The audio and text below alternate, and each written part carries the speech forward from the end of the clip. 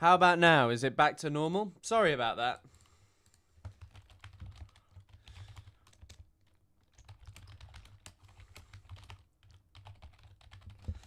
This time it is not stupidity that has caused the microphone issues. It is desktop rudder. I think it's something to do because, oh shit, I've got my PlayStation controller in because I was playing some Elden Ring and my chat isn't working. Oh, wait, no it is.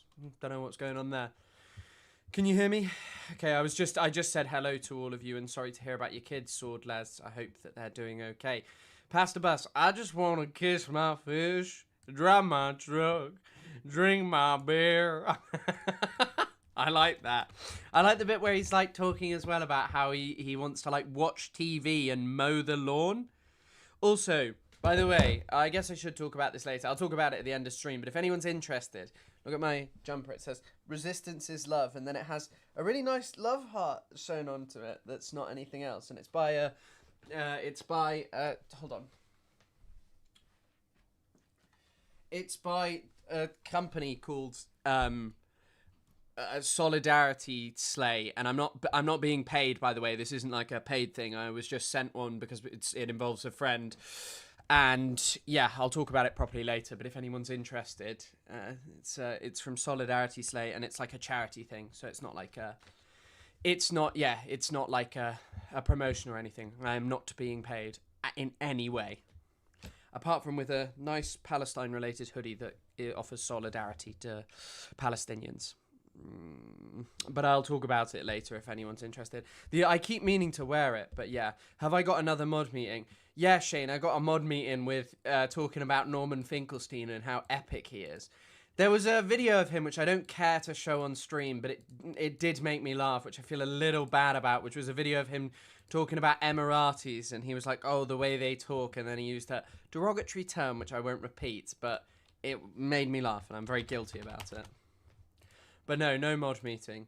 Also, guys, just want to say, you know, the mods are trying their best, and it's difficult. I don't really have any set out guidelines and rules, apart from obviously just don't be a major bigot, and don't harass, don't spam, and don't be rude, and things like that. And so people are trying their best, and they're doing a great job. Hello, Sophie. Hello, Silent Scythe. And also, hello, Elephant Fish. I said hello earlier.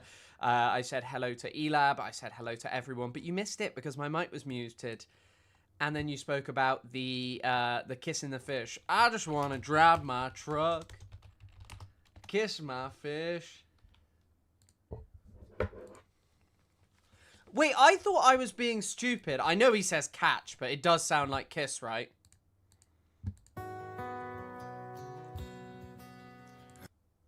I just want to kiss my fish. It really does sound like he's saying kiss my fish. Hello, MKAMT. I just want to kiss my fish.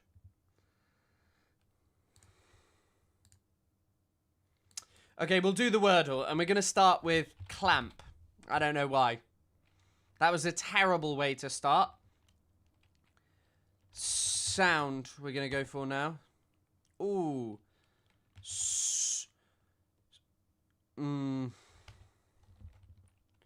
Sorry, spelt incorrectly.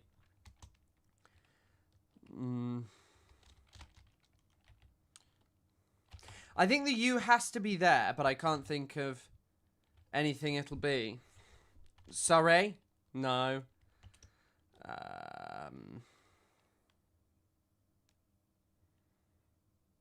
Sure, but I don't want to use two R's, but that is definitely a word. Actually, I'll do it to see if the U is second. Ooh! That wasn't actually that bad. So we know this, sorry, we know that it ends... sorry. Let's see. Cert? No, that doesn't... Surge. Is that all it can be? Cert, strut. It has to be surge. Come on, that wasn't bad. Sure, was not a bad guess, actually. I just want to kiss my fish. I love that song. It's one of the reasons I'm tuning into, I beat you to a Chris Frog fan art. Unlucky, Terra. You found out Terra was doing it and then you usurped him. That's kind of cheeky. We've got Lewis coming in a bit. But don't worry, we got these. Yank. Firm. Grasp. Born in the USA. And hello, Ray. Hello, everyone. Hello, everyone who's joining. And also, thank you for telling me, Surge. Okay, things that can be blue. Could be. Dirty Dancing. Dirty Yank. Yankee Bastard. Go Home GI. The frog emojis, I mean. I'm sure I have enough members now to add a new member. I just hit a crazy amount of members. By the way, I was talking about this. I will do some member benefit, and I don't want to paywall like actual stream-related stuff, so I may paywall a little of slop stuff, like just, you know, or like a gaming stream where I might have a members-only chat or something. So, don't know, maybe something like that, but we'll see. Because I think some of you would probably still like to see a gaming stream. You could maybe even see one this weekend. I feel like that would be fun. What do you think of the Microsoft CEO saying that all work tasks done on a computer will be automated in the next 18 months? I hate these AI freaks. Well, I think one of the problems is that a lot of people, you know, did computer science and stuff because it would look like a good job. But it is utterly ridiculous. But then there's a slight issue now that AI was good at that AI is good at that kind of stuff. Elden Ring was fun. It was Dark Souls 3, not Elden Ring. And Tokyo Hands, good to see you. Hasn't beaten in a while. 2 months. Spanish Inquisition. What do you mean by that? Paywall the gaming stuff. Yeah. Probably makes sense to do that. But Tokyo, good to see you. Hope you're good. Hope it's not too late over up in there. And I hope I hope it's not too rough with your new right-wing government.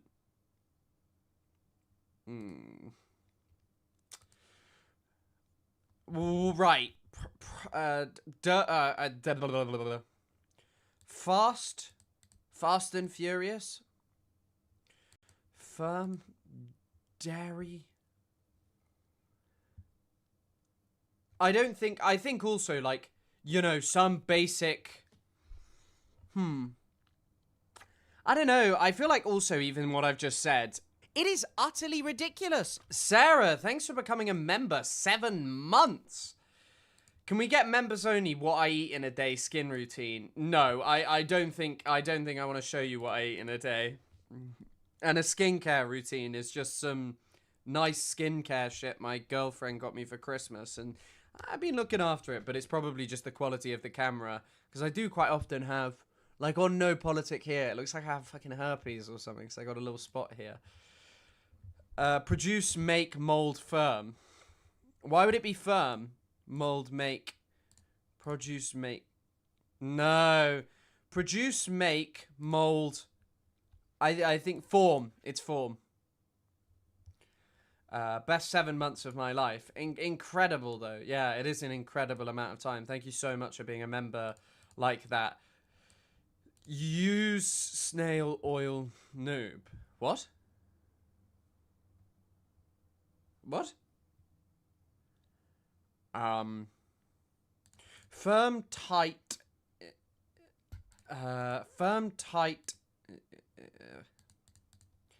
Drag, yank.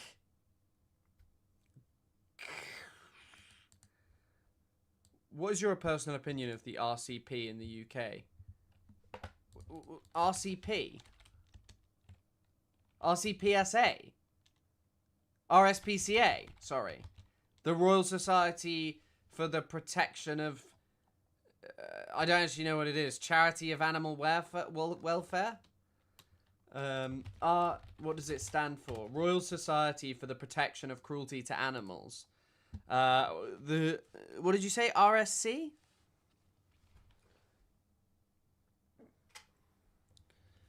Do we have any updates on the pivotal question of whether or not Clavicula was brutally frameworked? Brother, I think the fact you're asking for updates shows that you don't know anything about the news, and that probably this stream isn't for you. Because I think when it comes to that, anyone who's even slightly politically aware is well aware that Clavicula was brutally frame-mogged, and that people are starting to see why the ASU frat guy... It is utterly ridiculous. ...might be number one, and might be top, and Clavicula may be done forever. Did any of you see comparing the relationship to between those two to like Gary and Ash Ketchum in Pokemon? The new right-wing government isn't really a change. While outwardly the Japanese hate the Chinese, they love Chinese tourist money. Yeah, I'm guessing that, and so you have to like de-escalate, right? Thanks for the insight on the ground and for the 500 yen Tokyo hands. But yeah, I guess that's a situation that has to be de-escalated, right? Although doesn't I don't know what's her name. Japanese elections. What's her name? How have I forgotten her name? Sane Takaichi? Sane Takaichi? Is that right? Takaichi Sane? Why is your cam quality lower today? Oh, it's to do with... I don't have a blind in this room.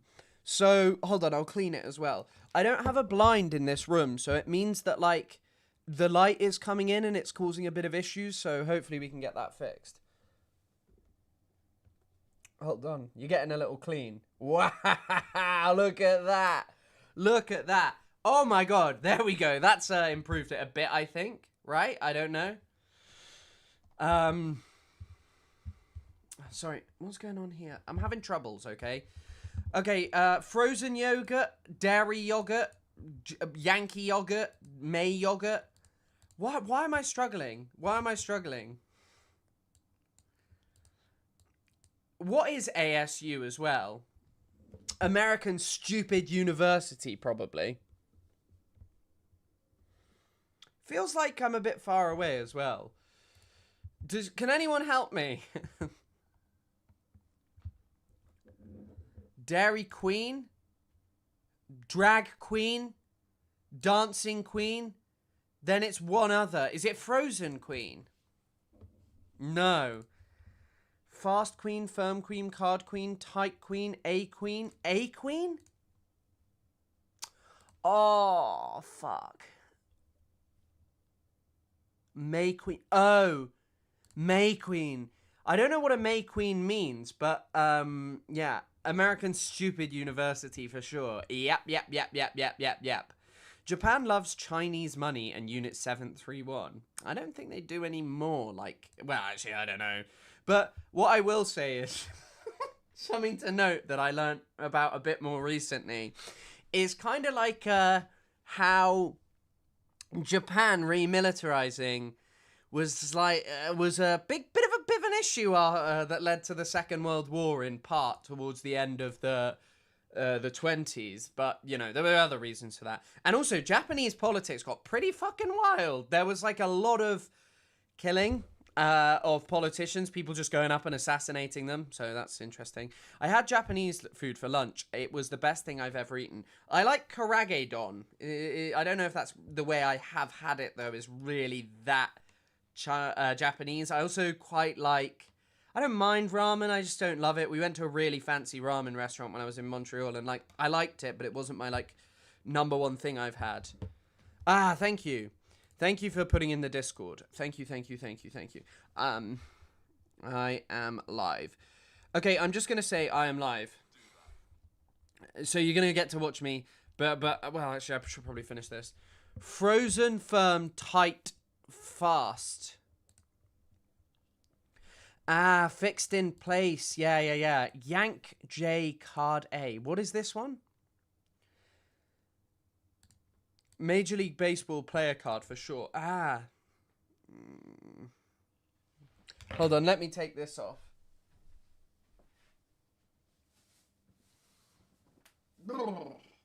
I can't wear even though it's not that warm, I can't wear a thing on stream. By the way, I'm not always wearing the same trousers. I washed them, so I'm not wearing the same trousers, I'd like to clarify. Hold on, let me just upload a video. Hey everyone, I am live over on YouTube, and I'm going to be joined by Lewis Aaron later on, and we're going to be talking about... No. Hello everyone, I am live on YouTube, and I am going to be joined by Lewis Aaron later on, and he's going to be telling me all about whether Jeffrey Epstein helped to coup the British government. We're going to be covering Jim Ratcliffe, the owner of Manchester United, being a dick, and much, much more. So get in here. The link is above me if you're seeing this on Instagram, but if you're on TikTok, it's in the damn bio. Did you see that? Don't shut what is it? What's he said? Don't outfit watch me. Don't outfit watch me in that episode of the show with Larry David, Curb Your Enthusiasm. But I just mean as in the Karagadon that I've had, I'm not sure how Japanese it actually is. Would have gone to the Herzog protest if a flight didn't cost 200 AUD. I need food, though. Yeah, I mean, very fair. And also, probably, you know, yeah, you should go out and protest. It's also really funny that, like, someone pointed this out, like, loads of the people criticizing Hassan are people who just never go to protests and never do anything in terms of, like, these libbed out right-wingers who are like, you've got to do more for the Democrats! And it's just like, oh, come on, lad. Come on, lad. It's just not good enough. It's just not good enough. Like, fucking this bold fraud Hutch. Bold fraudiola, who's literally learnt how to become left-wing to carry on his dying YouTube career because he picked Call of Duty to play and Call of Duty became a shit game. And the Revolutionary Communist Party, I think Fiona Lale follows me, who's quite significant in the RCP. But I haven't really looked into them all that much. I mean, you know, we'd probably align on a lot of things, but I didn't know that they're trots. I'm not sure. She's pretty hot on Palestine, though. She's always at the protests, and so are the RCP generally. I don't know enough about them. Yeah, bold fraudiola. That's Pep Guardiola, with his statement, has gone up in my estimations. He still works for, you know, for Manchester City, who's owned by, like, one of the worst men in the UAE, which is a tall order. But link in the damn bio. I'm just posting that out. But yeah, so he's no longer bold fraudiola. It's Hutch has taken that title.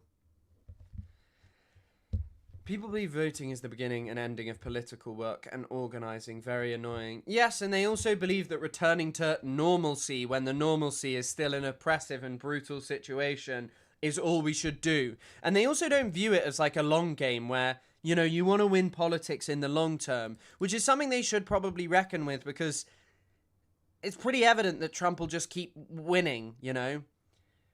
Crazy COD became crap because of Epstein. I mean, he wanted to push the microtransactions, but also 2 people making your franchise is pretty fucking crazy.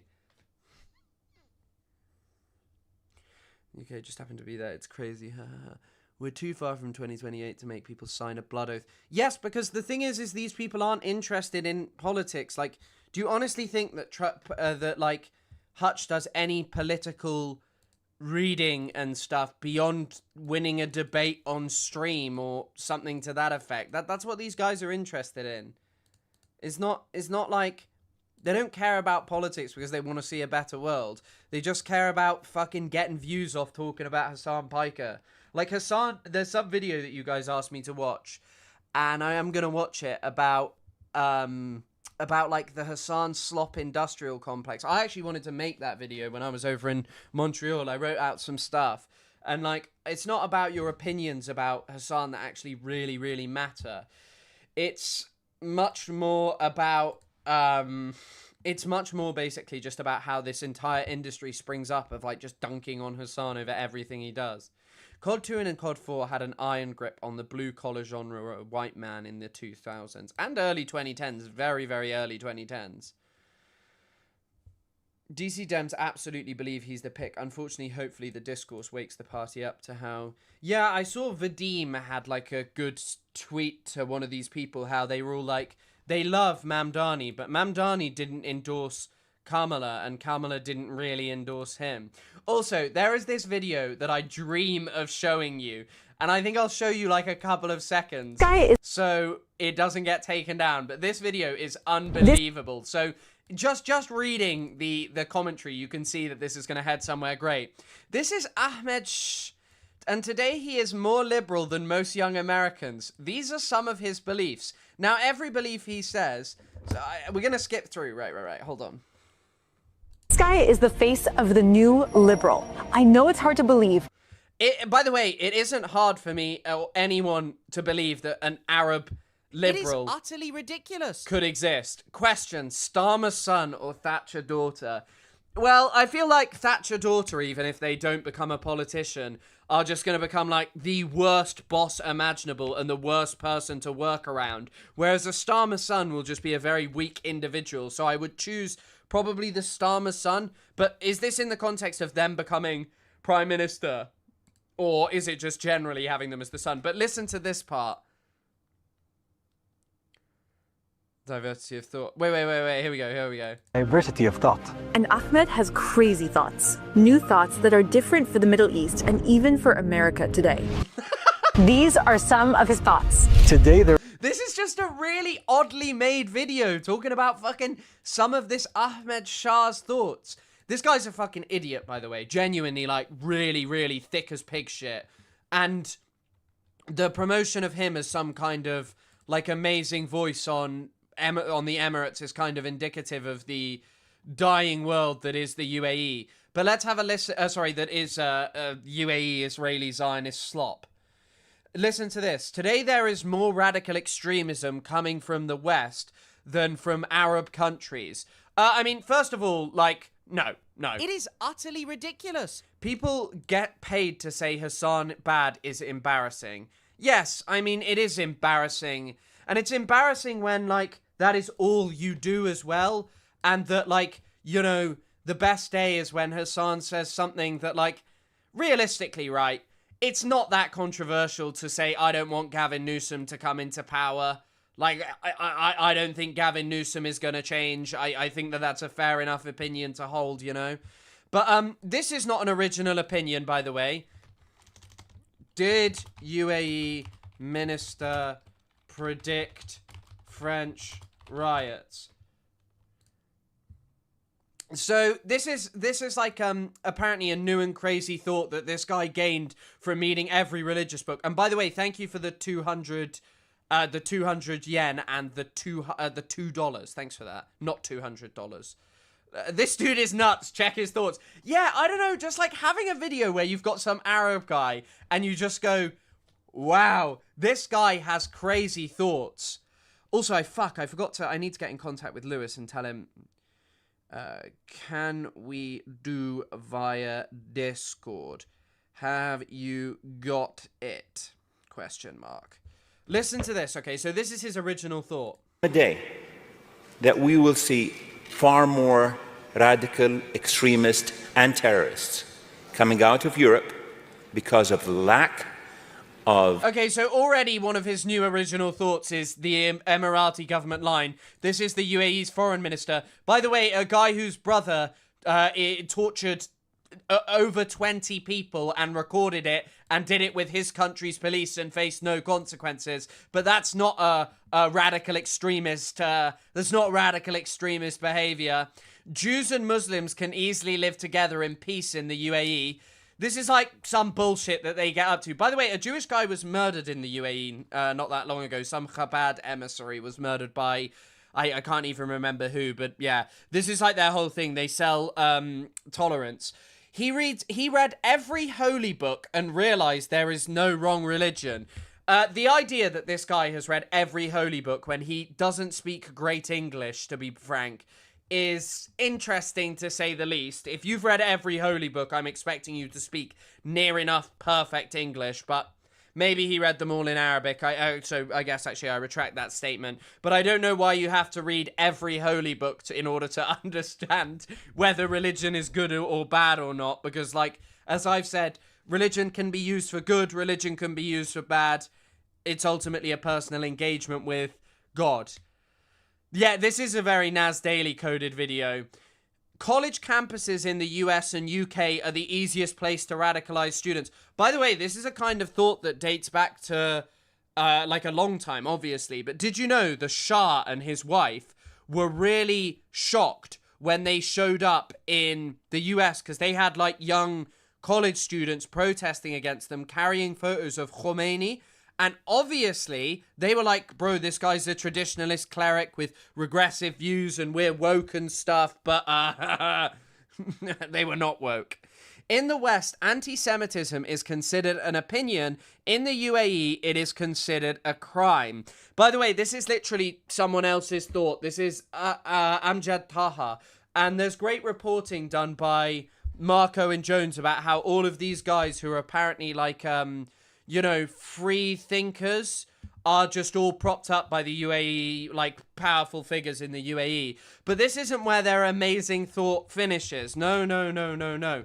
So, Amjad Taha himself is up to some crazy shit over on X. They've also decided that, like, you can't care about Jeffrey Epstein.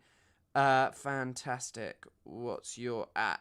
They also have decided that you can't care about Jeffrey Epstein unless you condemn October the 7th, and Amjad Taha is doing amazing things. He has a really funny voice. He goes like, "Don't pretend you care about children, you liars." Here, released documents show that Israel, which you hate, warned the world through the US that Jeffrey Epstein was trafficking minors. Shut up. Everyone knew Jeffrey Epstein. One of the most senior figures in Israel was spending time around one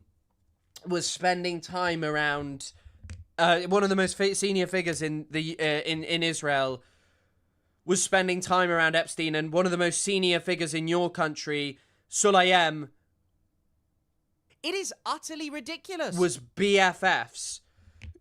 Chris, good morning from Andrew and Amber in Albuquerque, New Mexico. When will you do a crossover episode? I don't know anyone at the Majority Report. Occasionally Emma Vigeland has like a couple of my tweets, but that was a while ago. So yeah, I don't know if that'll be a thing. But I would love to do something like that, maybe, and talk to them, ask them about Platinum, maybe, and what their argument is. But yeah, I think it would be interesting to chat with them. I'd love to do a crossover and stuff.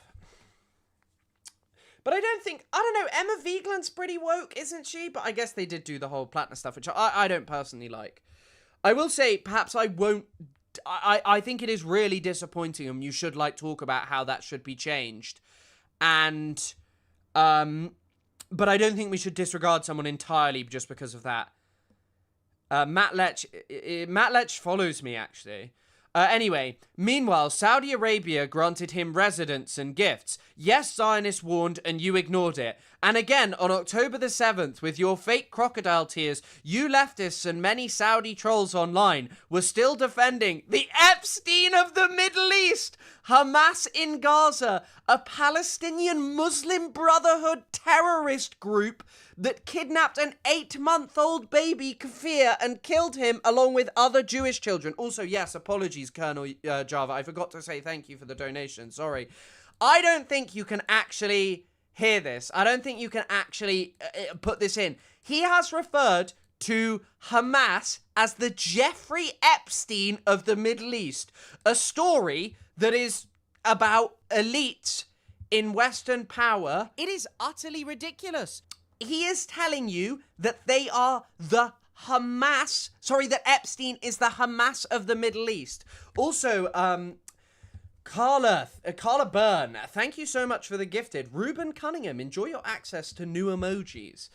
That day stripped away illusions. It exposed hypocrisy, denial, and the emptiness of those who look away when the victims are children. 7 October showed us who stood for humanity and who excused indefensible. And amongst the innocent lives lost was baby Kafir, a child whose name should never be forgotten. Note that even right now, Saudi anti-Semitic accounts also support the Epstein of Africa! The Muslim Brotherhood led army in Sudan, which according to Daily Mail is recruiting children as soldiers.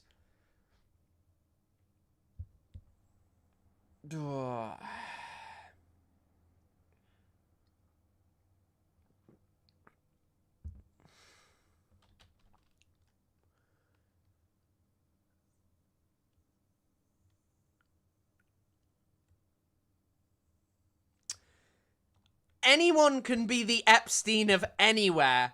The Epstein of YouTube. Actually, there is not one Epstein of YouTube. There are so many Epsteins of YouTube. I don't think you can actually understand this. Epstein of Africa, Epstein of the Middle East. It's like when someone asked, who is the Hegel of Africa or something? Is that what it's called? Someone talked about that once? I don't know. Someone once said that, I feel like. No, that's not it. And then someone just says, oh, it's their own person. There is no Hegel of Africa. Hegel was of his time and his place, but I don't think it's Hegel, actually. Elon is going to settle a Mars colony and become the Epstein of Mars. Okay, bro. That's true. But yeah, I mean, like, I don't fucking know. These people are genuinely insane. For like, Amjad Taha and all his mates are some of the craziest people in the world. Referring to the Sudanese armed forces as the Epstein of Africa when your country is in bed with people who are accused of doing genocide and trying to alter demographics through engaging in targeted sexual violence is genuinely insane.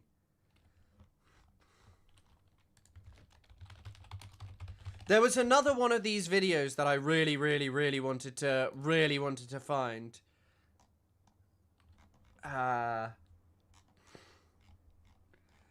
Someone had like an unbelievable video where they were talking about this. They were like, Jeffrey Epstein is Hamas.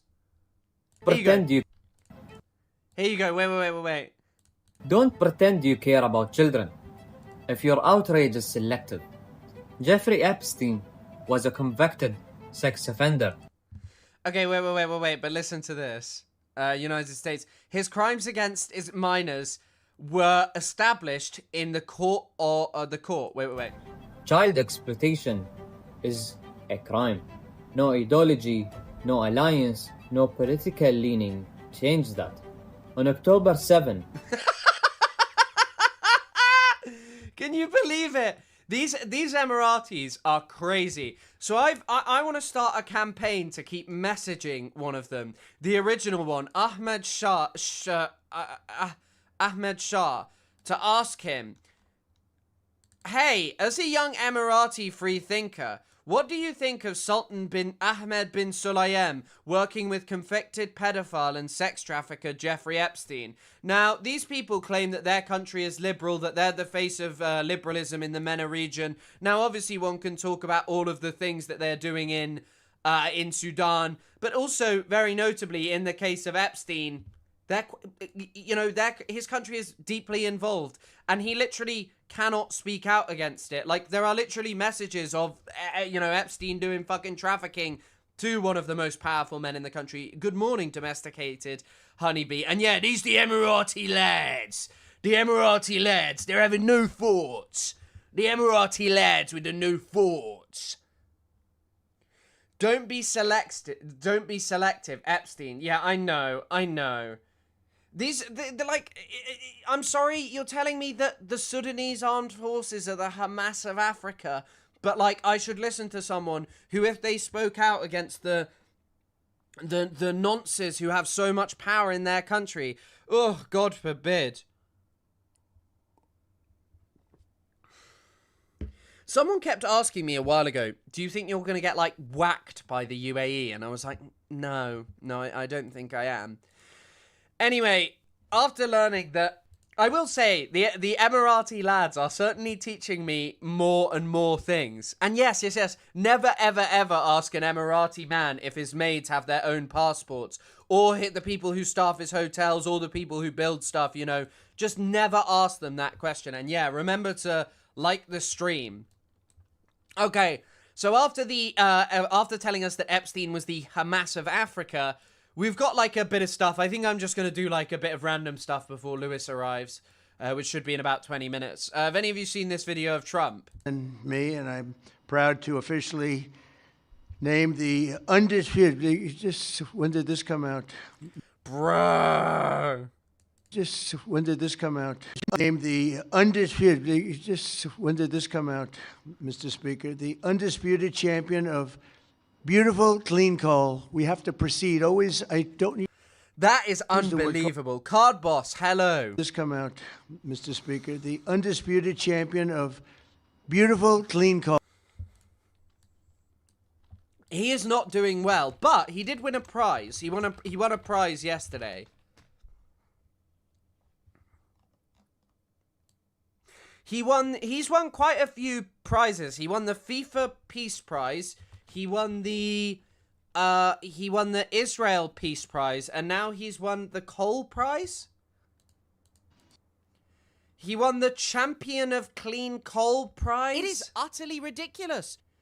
Did you end up watching the H3 Deaf Noodles debate? I mean, as I said, the whole trick is just the whole trick that Ethan is trying to play is literally just getting on people who are more right-wing than he is, and pretending that somehow that he's like really left-wing by kind of dunking on them.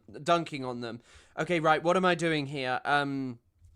I am live on YouTube covering Epstein's alleged attempt to coup the UK government.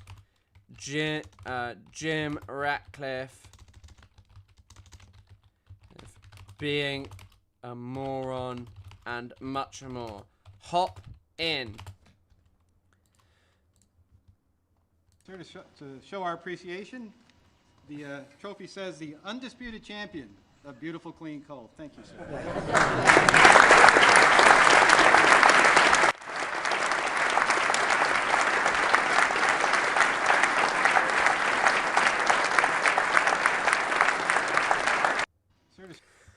Oh, Jesus Christ. I don't really understand how, like, this is kind of real. You've got a toddler with dementia who's, you know, struggling to do anything, and just for some reason, you're meant to, like, act as if this is, like, totally normal. Kind of is, to be fair, I will say, the US government is giving a lot of representation to older people with declining mental states, which is really quite something. Like, you had Biden first, and now you got Trump.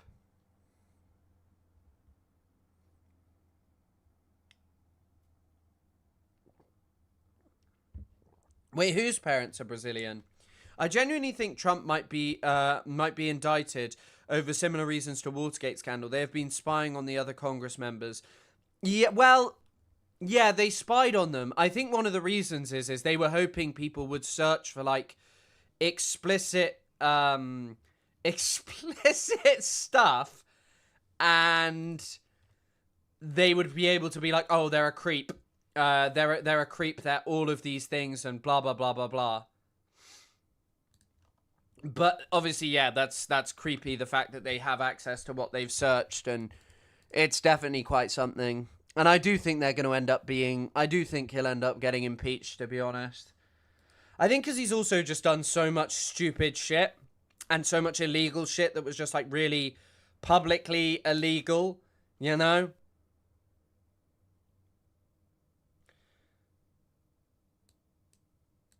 So let's pare this back a little bit. But yeah, Putin is also, like, 75. These oldies in their care homes... run the world has seen enough. I mean, Putin, you don't hear Putin speak as much, so I was about to say, I was like, he sounds more competent, but I was gonna, or like more cognizant. By the way, have you seen this video of like a Destiny fan talking to Hassan? This is an outrageous video. I can't believe this was recorded. This guy looks crazy, first of all. Hey, son, how you doing? I'm happy I was finally able to wake you out of your slump. Why would you record what is the biggest video of your failed, like, political content creator career and just start eating at the start? MKM, why should everyone clap? What happened? I can't see. I'm going to have to check your message history. Channel activity. Wait, guys, quickly regarding... I'm 16 weeks without us today. I'm glad to hear. That's great for you. Congratulations.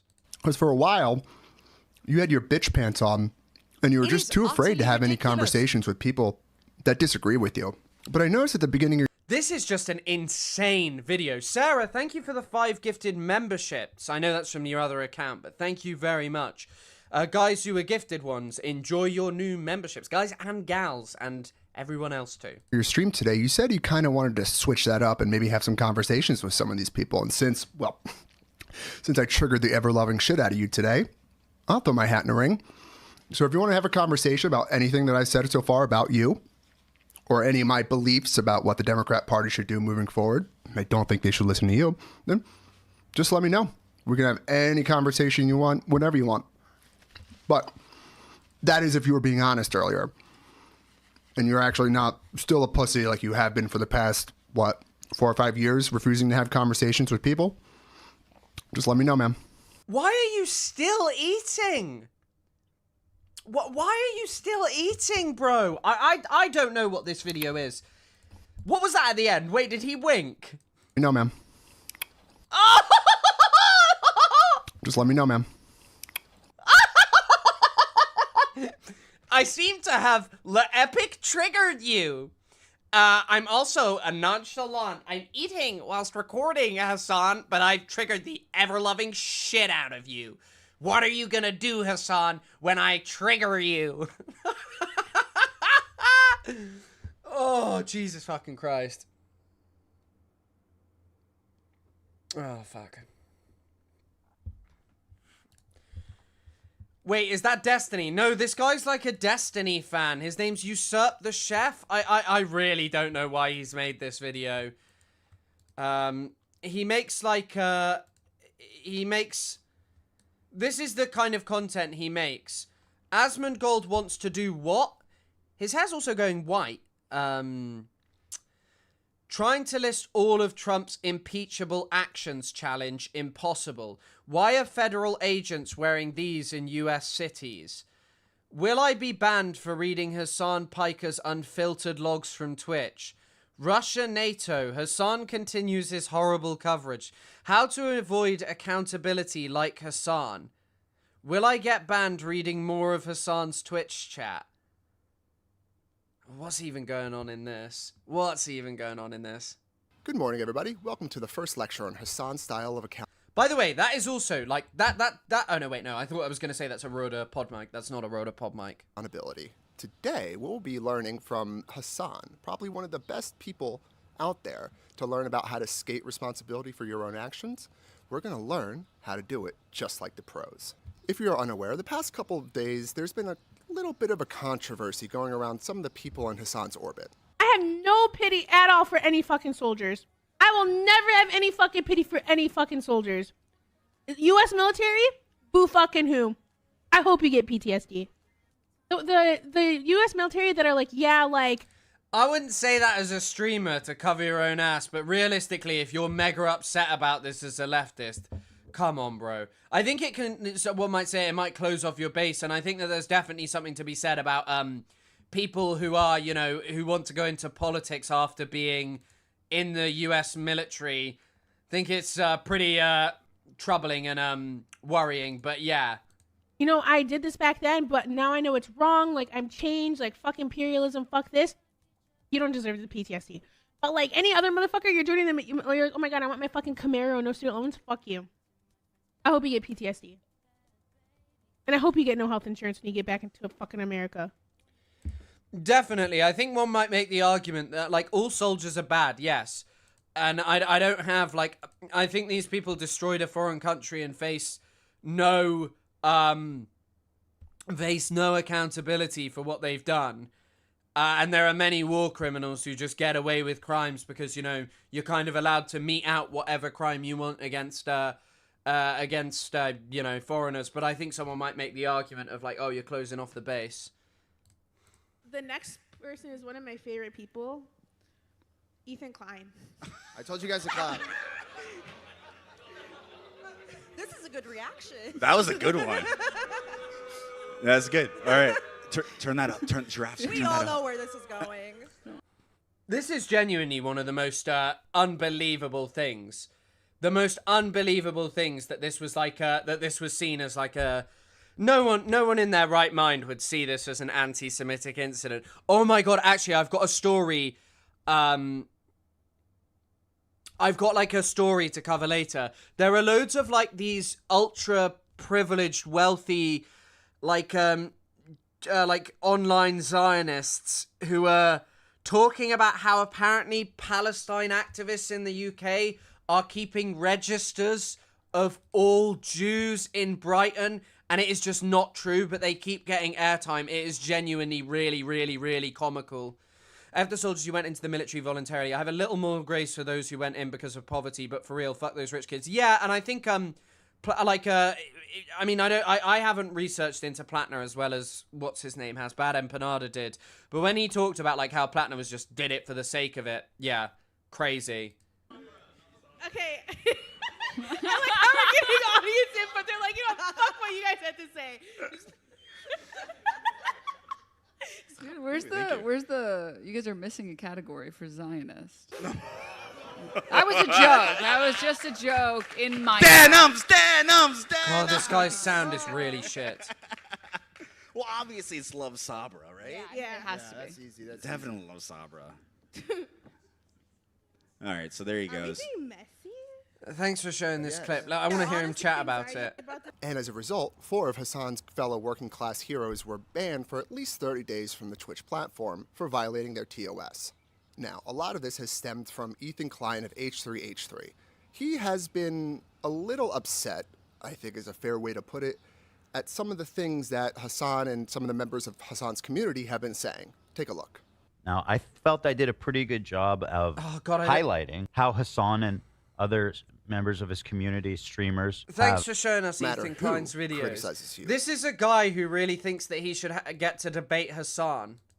Always tie it back to somebody that your community hates. That way, instead of having your community actually go and look at what the person was saying, they'll just assume that whatever they're saying is the same thing that the people you hate say, so you don't even have to look at it. You already know it's bad right off the gate. Number 3. Over the past couple of days, Ethan has released a few videos where he goes into great detail about issues that he has with Hassan and the rest of his community. Now, what does Hassan do? Does he try and watch a couple of these videos and address Ethan's claims point by point? Nah, that would be holding yourself accountable. What does Hassan do instead? He does one of the great things that you can do when you're trying to avoid accountability. Yeah, this is the guy who was eating, and his video style is just seemingly playing clips of of Hassan and Ethan Klein. Okay, guys, I think I'm gonna get Lewis on now. Hold on. I've got to work out his fucking name. I should have done this earlier. But he didn't have the internet. Hold on. Oh, Christ almighty. Navigating Discord. Brilliant. Friends. Add... I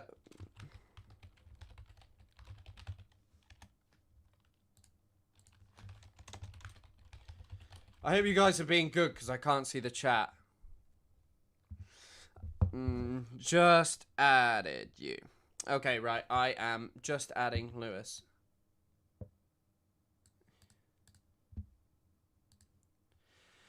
He thinks he's a journalist. Bro is a citizen journalist. Oh my god, wait.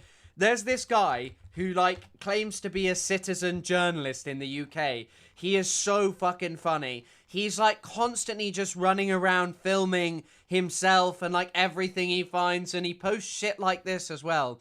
Just finished at the hospital after a while there. That really shook me up. Very hard seeing my loved ones in there. But inevitably, this is life. There's nothing I can do. May God bless my loved ones, and thanks to the staff at King's Mill. I believe 50p Lee is the MP here. He's just posting a photo of himself crying, maybe?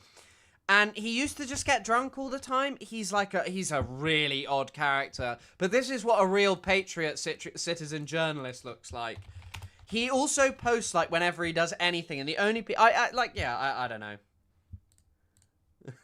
Like, he posted this photo. I am out campaigning for @Reform Party today. Please vote for Reform in the by-election in Newark today. Young Bob calls himself a citizen journalist. Yeah, I mean, becoming a citizen journalist is an interesting thing. Does he not realize Coke is BDS? Bro, I want a Coke. You can't be out drinking Coke. That's BDS, bro.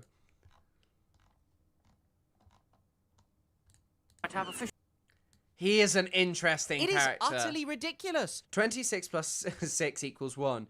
Choki Allah Agus, how do you say it? Sauris Don Palestine? I know it means free Palestine. Palestine. Officially parted ways with Reform UK. As of the 19th of January, I've resigned my membership for many reasons. The main reason is all these crooked Tories coming in, especially my local MP, who obviously was campaigning for opening more asylum hotels, and now, 3-4 years later, he's completely backfired on them plans. As his new boss says, he's a fraud. But anyway, that's one of the reasons. But the main reason is, I did a lot of campaigning for them in the by-election I did, and we won the by-election in Boldo. I handed out leaflets and that, knocking on doors, meeting all the lovely voters. It was brilliant, it was. But anyway, the old team now, they've just not communicated with me. Our chat got disbanded and no one... He's certainly an interesting guy. Also, Marcus, thanks for the €5. Thanks for supporting the channel. You quite possibly Prime Minister. He is a really interesting guy. He released a statement. About some of the stuff to do with Epstein. It is utterly ridiculous. I'm not anti-military. My grandpa was a high-ranking Air Force officer and an incredible man. There's good and bad people in every profession. Yeah, I mean, I think it depends. I generally have a pretty negative opinion of, the vast majority of people who served in the U.S. military in terms of, I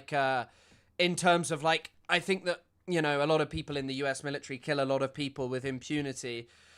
I have met some people who are in the military, and I thought, okay, I've also met some very, very, very unpleasant individuals. And I think that mostly what people should really think about is, coming out against that and speaking out against the excesses and the brutality of the military. But thank you for the $10.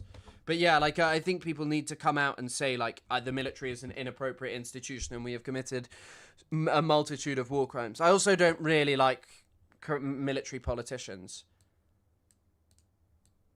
If you go and kill people, you are probably bad, even if you didn't know what you were doing is bad. Saying all cops are bad. What you're doing is saying... It's like saying all cops are bad. I think if you go and kill people, if you didn't know. Bad people in the military will do worse. Bad people in a mechanic shop. I mean, I don't know. They might rip people off. The cook in the Navy. Fuck him. It is utterly ridiculous towards your...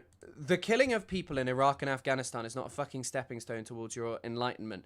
Plattner is a war criminal. Did 4 fucking tours. Last one, Blackwater. I mean, Plattner is a really Plattner is a really difficult case to find any fucking sympathy for. And I do think that that's how stupid that is to kind of choose him as the guy to prop up and be like, hey, he's enlightened when he has Reddit posts. And the Nazi tattoo is horrible. The Nazi tattoo is fucking awful, by the way.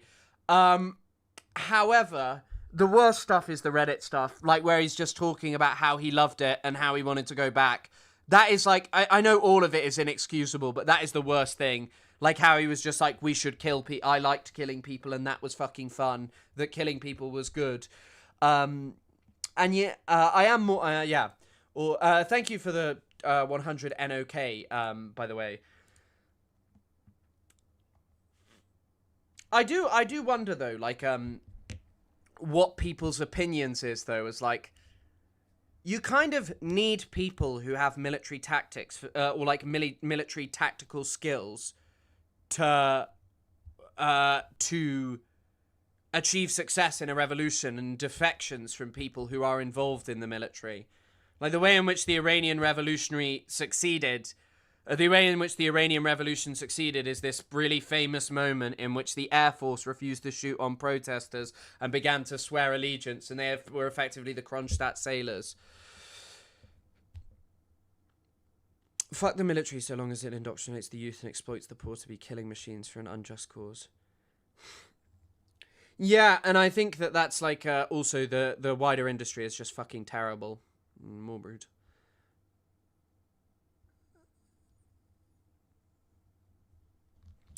I mean, I do know what you're saying, though. I know that there are people in the military who end up doing things like hurricane relief. It's just the overall system that I think people struggle with, and they also really get and it's a really difficult situation, for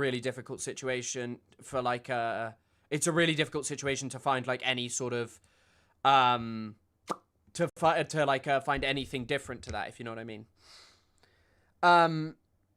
There are, by the way, there are definitely poor people who go into the military. I'm not sure what you mean that it's not true. In the case of Plattner, yes, the case of Plattner is categorically untrue. However, like, there are poor people who go into the military with, like, a low education, a low level of education, you know. I mean, yeah.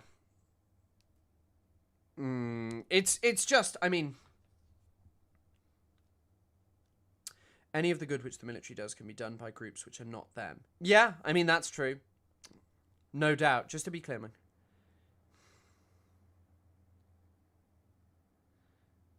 When is Lewis coming on? Now, I think.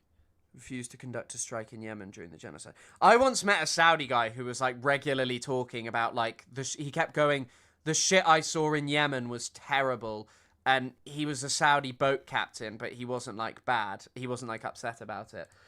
You have to. It is utterly ridiculous. But there's no reason to hero worship vets. Yeah, I mean, also, there were loads of people who went to fucking Vietnam and then used their skills to use them for, like, insurgency campaigns inside the US. The other argument that I will say is that, like, in terms of, oh, fuck. In terms of alienating a voter base of, like, people that you would hope to side with your cause, I think 100%, like, you should say that if people are, like, want to be politicians and they were formerly in the military, I think it's tough to find much sympathy for them. And war never changes. Fallout was pretty woke. It's also really funny. I watched this, like, I got recommended this video with, like, 30 views of some guy who was like, the Fallout TV show is really bad because the Legion are really disorganized and terrible. And it's like, obviously the Legion was meant to die with them.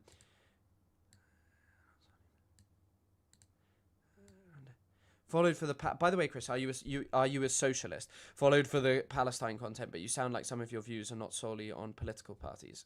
What do you mean my views are on political parties? I mean, my feelings about, like, my feelings about all of this are, like, that I'm a capitalist skeptic. I don't believe in capitalism. I do believe in something that it basically incentivizes not human beings. It is utterly ridiculous. The human beings being prioritized over profit, not the inverse, and that is a rejection of capitalism. And also, do you think MAGA will die with Trump? Love your work. Thank you, Frankie. Do I think it'll die with Trump? I do think in part.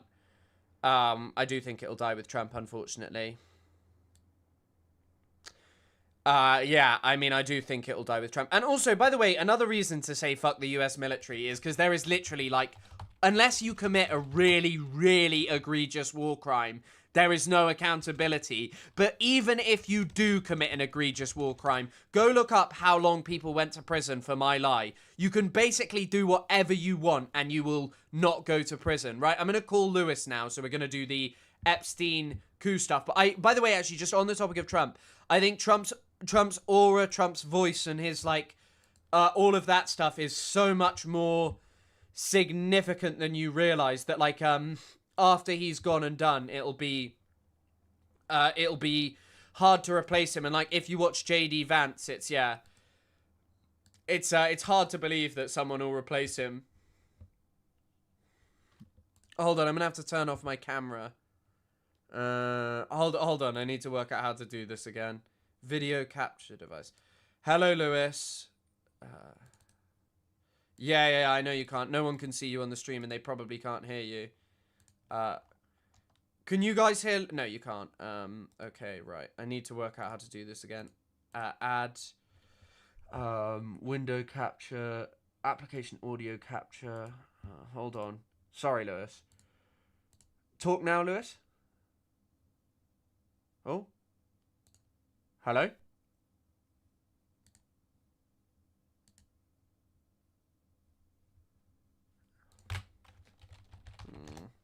Sorry, guys, you're looking at a black screen right now. You can see Jack. It says hello. You just said hello, but I can't hear you. Oh.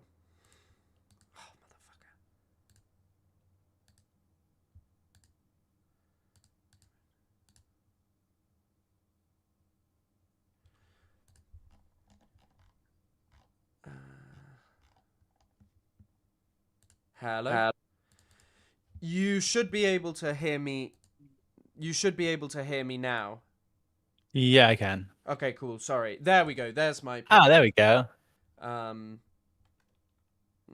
Okay.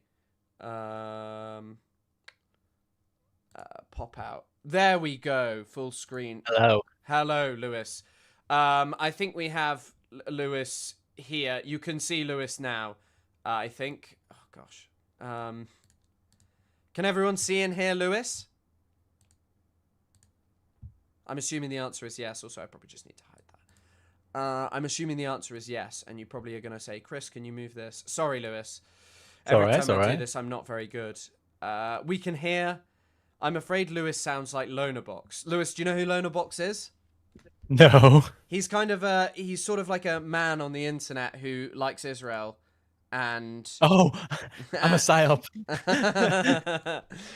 He's not quite my arch nemesis. So if any of you people probably don't know that I first met Lewis through a debate with History Revealed. It is utterly ridiculous. And the debate with History Revealed that you moderated. Oh, sorry, you froze them for a second. Did I forget? That was an awkward interaction. For me, anyway. Yeah, so before I was really into content creation game properly, I was seeing the beef between you two, and I just thought, I was in a debating society at the time, and I thought, just reach out to you both to see if you want to have a debate, and then I was surprised that everybody answered and everybody agreed, but it was just I don't know. You can tell when people stay in their own echo chambers in lots of ways. I feel like, at the time I was trying my best to be the moderator, which is not a role that I'm ever going to really do again. It's not for me. I just tried it out. And it was just messy. But obviously I've been following your content for a long time. You're probably one of the few creators who've been speaking about Middle East issues, especially obviously Gaza, occupied territories, long before October 7th. We've managed to meet up once. We did, which has been nice. We met at a march in London. It's been a really interesting journey over the last couple of years. It really has. How was your stream going today, by the way? Because obviously I've noticed, because you've been talking to me, that you are paying less attention to certain platforms because of how they're regulated and how they're managed. And you're spending a lot of time on here now, aren't you? I just much prefer it. It's just much more fun. It's like a way better community. And TikTok live streaming is you need to do debate stuff, and I'm not so sure I like all of that debate stuff, so I kind of prefer this. I kind of prefer this stuff, doing it via this. I think it's just much better, and also in terms of doing, I don't know, just covering the Epstein files is way more interesting than it is to cover it on, TikTok. I think I've enjoyed your coverage, and there's other great people on TikTok who do it, but it's you can have a longer stream, you can interact with people as you're doing it, which is certainly very exciting and interesting. Yeah, I'm going to be hopefully jumping over to YouTube a bit more soon, because I'm having my own problems with TikTok and other platforms. But with the debating stuff, I am so done with any of that type of content. I never really did it anyway. I do have a secret live account that I pop into a lot of lives in, just because I want to get the feeling of what people are saying and what people are thinking. But other than that, I don't see the debate is the content itself. You never get anywhere. Discussions are nice, but the debate stuff on everything from Twitch to YouTube, I just don't find it productive in any way whatsoever. And then people just get Ben Shapiro's never going to admit in the middle of a debate that he's wrong, right? Yeah. They're incentivized on their business model to never admit if they're wrong, or they've never thought about something in a certain way. Oh, that's a really good point. It just never happens. I don't like it. But the files have been really interesting. I have been probably very unhealthily. I'm not going to lie. I haven't been out for days. Really? I have been spending an unhealthy amount of time in the files. How many do you think you've read?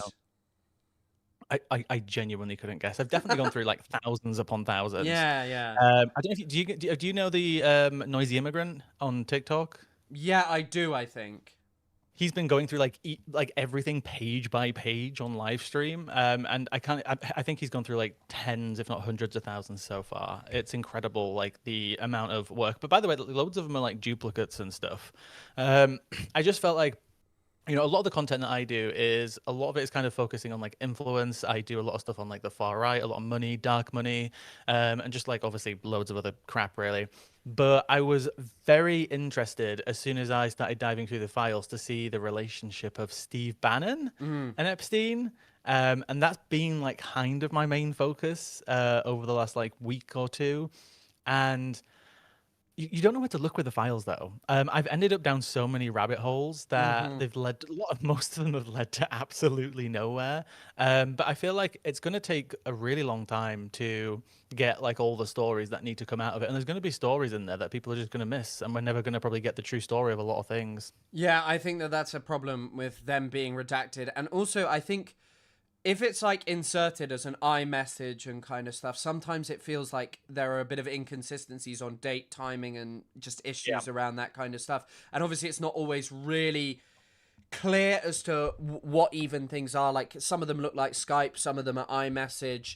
And I mean, it would be great to have access to Steve Bannon's phone and to hear from Steve Bannon, but somehow I don't think he's ever going to talk, because I mean, the story that you've been hyper interested in is basically, was Epstein influencing and was Epstein influencing the British government and trying to enact a coup here with Steve Bannon, right? Yeah. So when a lot of these texts have floated around, right? Screenshots of, oh, we're overthrowing May right now, Theresa May, the prime minister at the time during 2018. And there's just other texts here and there of obviously, meeting with Nigel Farage, meeting with Boris Johnson. And it felt like nobody was really telling the story.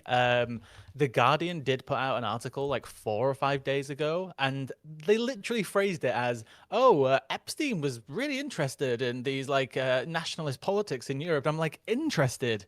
They were coordinating very, very clearly. Quickly, I'll just quickly show. Hold on. Is it the one that I sent you earlier? I want to show the one that's like share screen. Hold on 1 second. I'm just working out how to do this properly. Share screen. If you want to do the May thing, Turn Left posted the full timeline that I provided. Cool. And that's like a break. It's a full breakdown of the entire timeline that I constructed. So this is one of the things that Lewis is talking about, which I'm sharing on Discord right now, which is here. It says, this is Jeffrey Epstein texting someone that isn't known, right? Correct. Yeah. So with a lot of the messages, you can find out who they are by, taking the text and pasting it somewhere else sometimes and finding another version. This person, we have no idea who it is. No idea. It's probably, to be honest, if I was guessing, it's probably one of the European politicians he was interested in.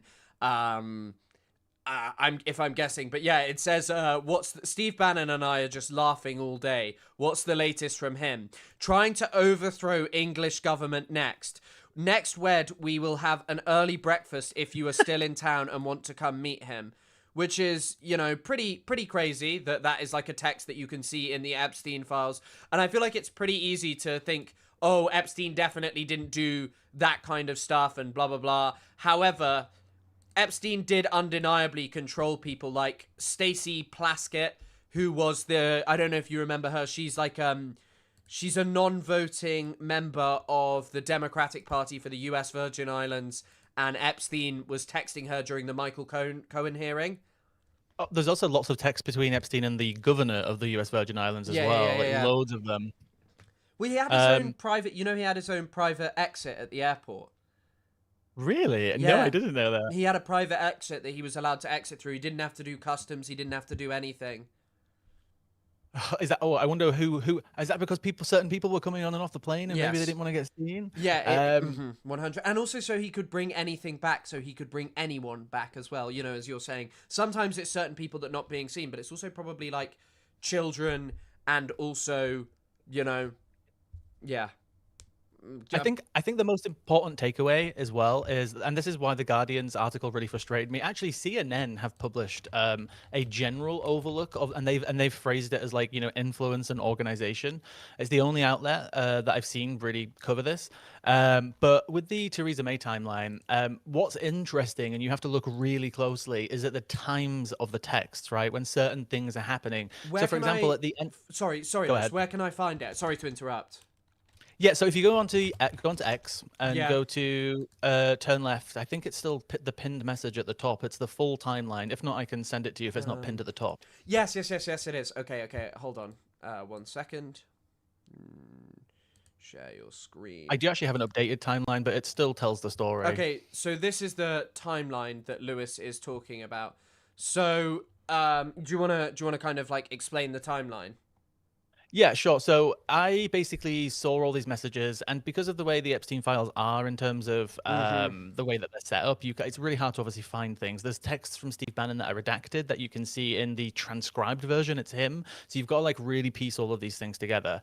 And the timeline that I found is every time things were happening, they were constantly in communication with each other. They were constantly updating each other. And there's some really important timings that I took note of. So, for example, when Bannon is in London and he's texting, and by the way, there is another story linked to this that I will come to later, and it involves Tommy Robinson. Teaser. When Bannon is in London, right, he's constantly updating Epstein throughout this period. He's back and forth. He's not just constantly in the UK. And he is, saying, going for a meeting now with Jacob Rees-Mogg, David Davis, Boris Johnson, and Nigel Farage all in the same room. And there's literal messages which say, they're moving on May today or tomorrow, Theresa May. But what really made me pay so much attention, it wasn't just the case of the updates, it's the timings of some of them. So, for example, on the 15th of July, Bannon went on LBC, and for any international listeners, LBC is like one of the most popular radio stations. They know what it is. They don't like it. I sometimes show it on stream. People fucking hate it because it's terrible. Well, do you want to guess who the host was, Chris? If you don't, yeah, already I mean, know? unfortunately, they can see it right in front of them. Nigel Farage. I can't see it on mine, of course. Yeah, so the host is Nigel Farage, right? And it was on from 10 o'clock until 11:30. It's a 90-minute slot, and almost within an hour, Epstein is literally texting Bannon saying, "Good work on LBC." He was watching. He was giving him feedback. He was giving him updates. And the document I actually sent you earlier, which you don't have to get up, we can maybe look at it later. The one that I sent you like an hour or two ago Which one? in WhatsApp. There's other versions of this that every time Bannon is having some sort of primetime slot interview, the one that I sent Chris earlier is about his Oxford Union appearance in November 2018. He watched the entire thing. He watched it so closely that there is a comment on Steve Bannon's bodyguard that he was on his phone too much and not paying too much attention to Steve Bannon, and he was like scared for his safety because there was literal rioters outside trying to stop Steve Bannon from doing his Oxford Union speech and debate. Were there actual rioters, or was that just bullshit that they were? I actually haven't looked back at the footage or the coverage at that period. I only found actually this today, that when I sent you that one, because again, there's so much. You can search for Tommy Robinson's name or Nigel Farage, but nobody's searching for the word LBC. I just happened to stumble across it, and then when you put the timeline together, you understand then what they're talking about. Yeah, that he's like giving him like a. I mean, actually, you know what? I am gonna pull that up. Hold on. I'm gonna pull that. Yeah, it's up. actually an interesting one because they talk about future events. Yeah. So what was it? What's like a keyword that'll pull it up? Because I've been searching some things that are. I was searching because do you know that Jeffrey Epstein used to respond to women, "Show me your tits," like quite regularly. Like they'd be sending him something totally irrelevant, and he'd just respond to them, "Show me your boobs."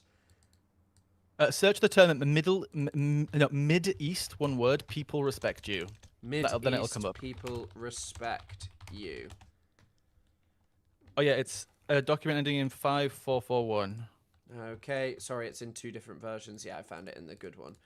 Get the iMessage version. Yeah. The other version's fucking horrible. Hold on. It's funny because they talk about Khashoggi in this one as well. Yeah. Share your screen. Here we go. This is the document that Lewis is talking about. And go down to Mideast. So Epstein's telling him Mideast people respect you. Then he sends something from fucking CBS and a photo of his dear friend MBS. Okay, right, where it is. Where is it? Oh, okay. Here you go. Yeah, Yeah. Oxford. Go to the Oxford part. Mm-hmm. You hit all points at Oxford. Accusation of racist, voter suppression, higher wage, good work. By the way, your close-in protection guy needs tweaking. Spends too much time looking at his phone. Guy with goatee, green jack and goatee beard. Guy on wall to your left as you look forward. I think they were live streaming the riot outside the gate. We had to go back through. Okay. Yeah, 3 things. 1, no excuses. As it was in the beginning of your talk, not relevant and the most dangerous time. 2, in the streets, your guys want sunglasses or glasses as people throw liquids at their faces and it protects the eyes. And 3, during your talks, scanning the crowd. It's crazy. Guns not... Yeah, so not treacherous, but some of your other up-and-coming venues are less gentlemanly. It's like, when you actually really look at all the messages, right, there's just so many more where Epstein is sending planes for him in Rome. Like in the background, basically the story is that Bannon is meeting with, he's the front man in terms of the face. He's in the media because he can be, because he's not Epstein. You can't, send Epstein to the Oxford Union, right? He is meeting with political parties and he is, trying to sow chaos. He's trying to bolster right-wing and far-right and hard-right parties all across Europe. And in the background, and again, this is still being looked at because there's lots of individual cases now where people have been investigated because of the release of the files. There's a Slovakian politician. He just goes by the name Miro, M-I-R-O in the files, but I'm not going to lie, my Slavic pronunciations aren't very good, but it's a Miroslav Lajčák. I don't know how to pronounce it properly. I apologize. But he is deeply tied into all of this too, because at the same time, they're doing all these different meetings with like mostly single politicians all around Europe, everyone from the former Prime Minister of Norway. And by the way, the Miro guy, when he was texting him in 2018, he was the UN General Secretary. Yeah, he went. He then went on to be the US ambassador for Slovakia, and then he's just resigned as the national security advisor to the current leader of Slovakia because of the fallout from these files. It's a massive coordinated thing, and I still don't think anybody's truly paying attention to it because it's very obvious that it is all interconnected. When Theresa May resigned, again, it's always Epstein, actually, who is updating Bannon on news because Bannon's flying all over the world, right? Yeah. And it's always Epstein sending him news articles. And there's one example, I'm not going to get into it yet because I don't want to distract away because it's a slightly separate story, of like when Tommy Robinson is like freed from jail on the 1st of August 2018, which was Steve Bannon's campaign. He came over to the UK and did an international Free Tommy thing. But again, I'll come to that later. Epstein sent him the article 14 minutes after it was published. Like, this is how close he was paying attention to these things. And there's multiple examples of this. There's emails of right-wing nationalist Christian think tanks where they're in email chains just discussing news in Italy and their impact in the media, which, by the way, that think tank has links to the Heritage Foundation. But again, it's another branch that needs to be investigated because there's just so much.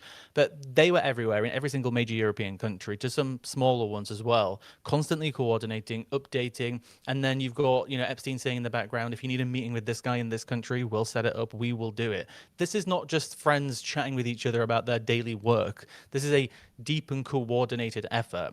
There is no evidence so far, I found, in the files that any of the front-facing politicians as groups, as in, like, at the time it would have been the Brexit Party for Farage or the Conservatives, that they knew that Epstein was, behind the scenes coordinating this with Bannon.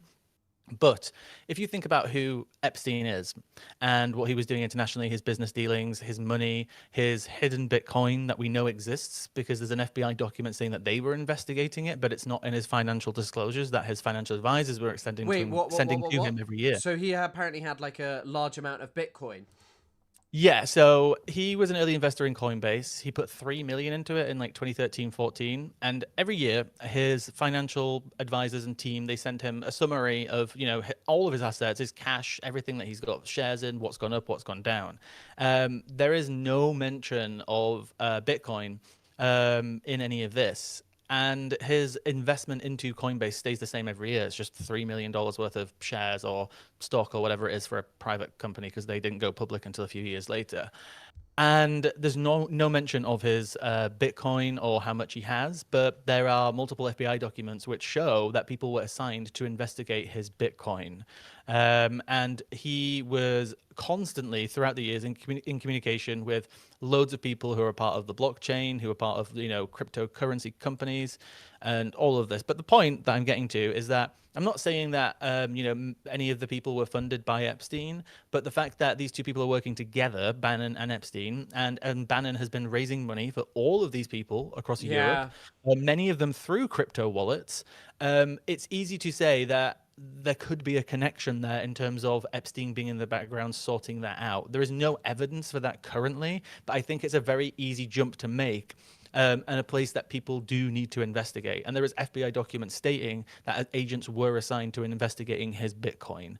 And you can see from his daily transactions, he takes withdrawals from Coinbase, and it's only the equivalent to a few $1,000s here and there. Like 1 week he'll withdraw 3.5 from Coinbase, and then a few weeks later it'll be like 3.2. So it's pennies, right? The FBI would not be investigating this for pennies. They would only be assigning multiple agents to it if there was a lot, right? So there's no evidence in the files that he was funding them or part of any financial networks, like per se.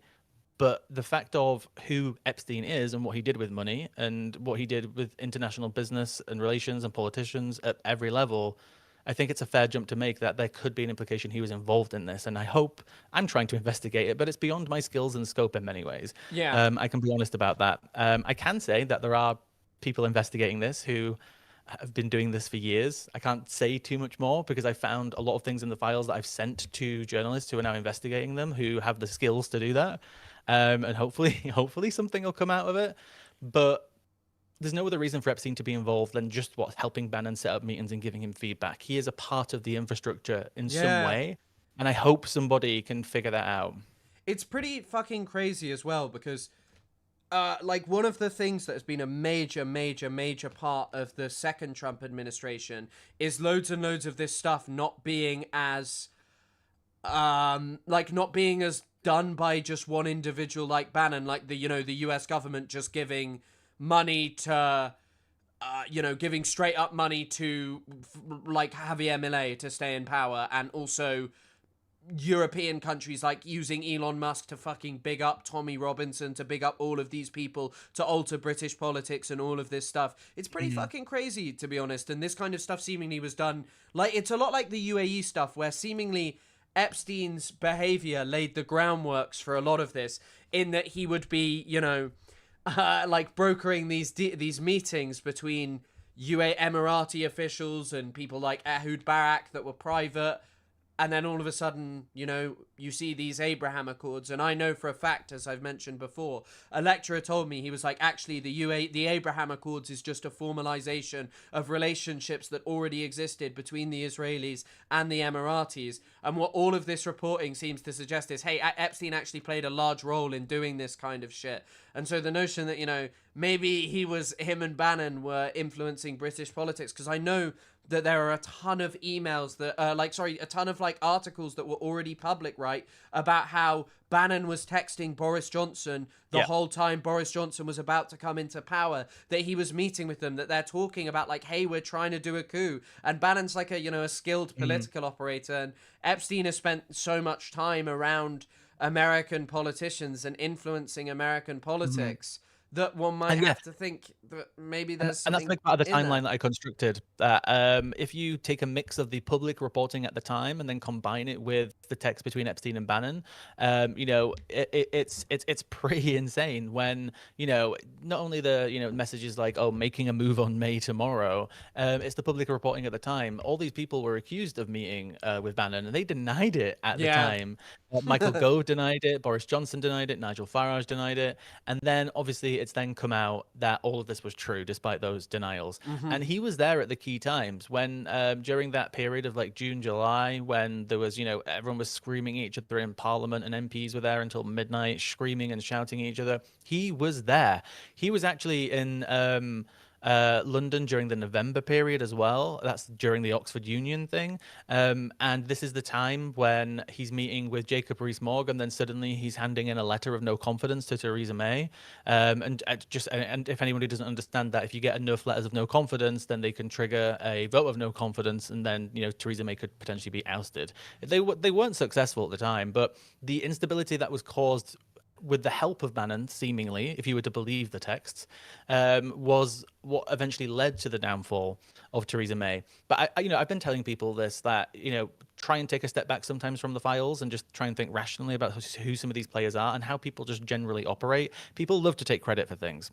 It's almost like I compare it to like Russian interference in Brexit, which is it's there, we know it was there, but how much did it actually affect the outcome? You can't really ever truly measure it, but we know that they were trying, and they know that we know from the text that they were claiming credit for it.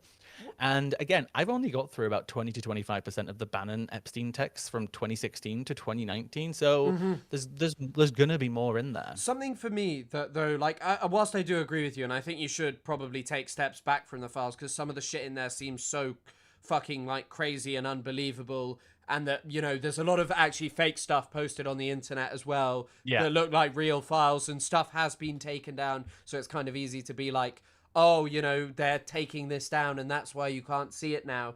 But one thing I will say is, like, look, if you look into what he was up to in the Virgin Islands, like literally talking to a congresswoman, like a non-voting one, but texting her like during a deposition to ask questions. Also, he influenced the politics of the Virgin Islands for many years. He played every side there so he could gain massive amounts of influence in that place.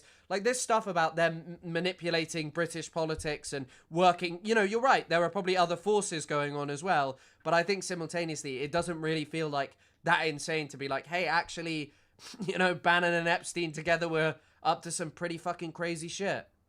Yeah, which is why when I made the video about this, which is, it's gotten a lot of attention, the video, I phrased it as like, oh, there was a coup against the British government if you were to believe the files, as in like from their perspective, right? Because you can't truly measure how much of an effect that they had, but they took credit for it.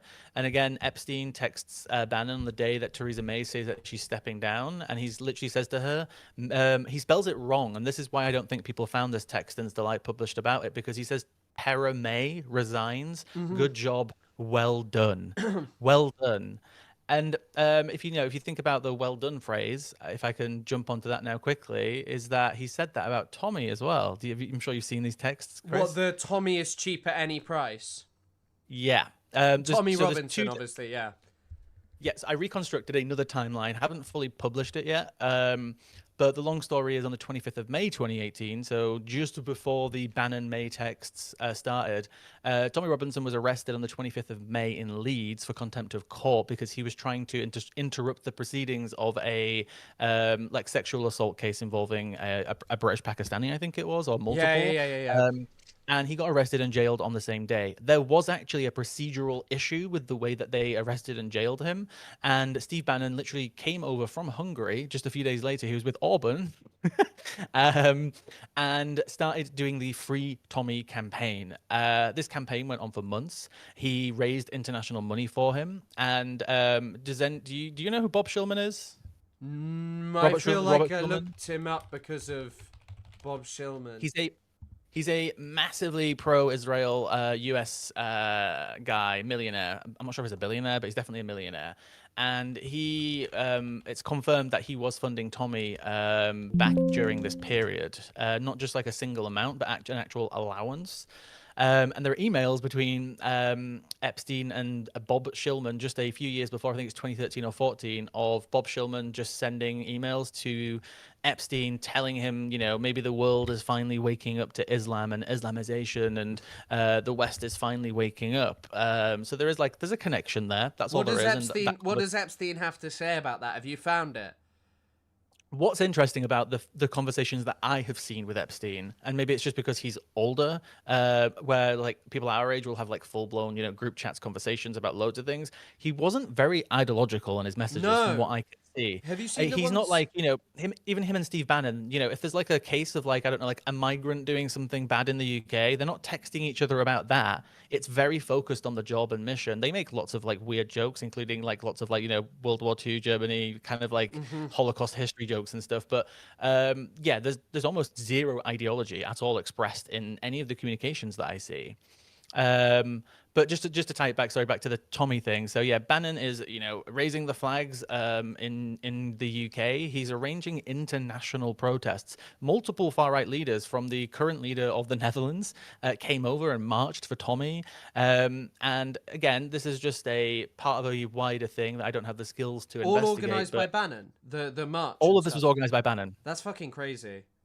Yeah, so there was protests in Canada, there was protests in the US, and Bannon was using his network that he's established to create this Free Tommy movement in 2018. And it was over the same period that he was texting Epstein saying that they're taking down the Theresa May government, while he was in and out of flying into Italy to meet with Salvini, flying into France to meet with multiple members of, I always forget the name of it, Le Pen's party, the Zeblon. I'm not even going to try French. I'll insult people. And meeting with Orban, just all these other people. He was in and out of the UK.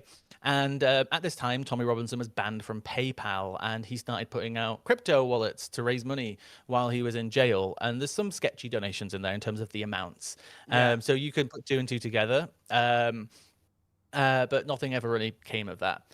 And during this period, he actually got freed on the 1st of August. This is where you get the first text about Tommy. It's 14 minutes after The Hill in the US published the story. Epstein sends it to Bannon, and he says, "Well done on Tommy Robinson," as in the judge said there was a procedural issue with his jailing, and he gets to go free.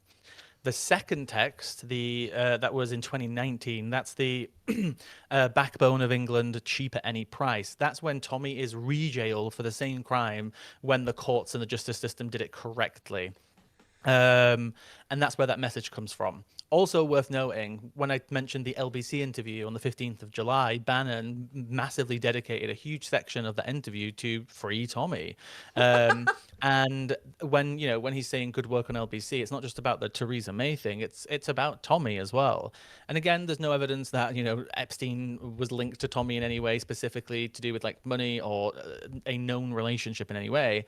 But Bannon obviously was, and Bannon was communicating with Epstein with updates. And most of the messages are just dribs and drabs. They speak almost exclusively on the phone.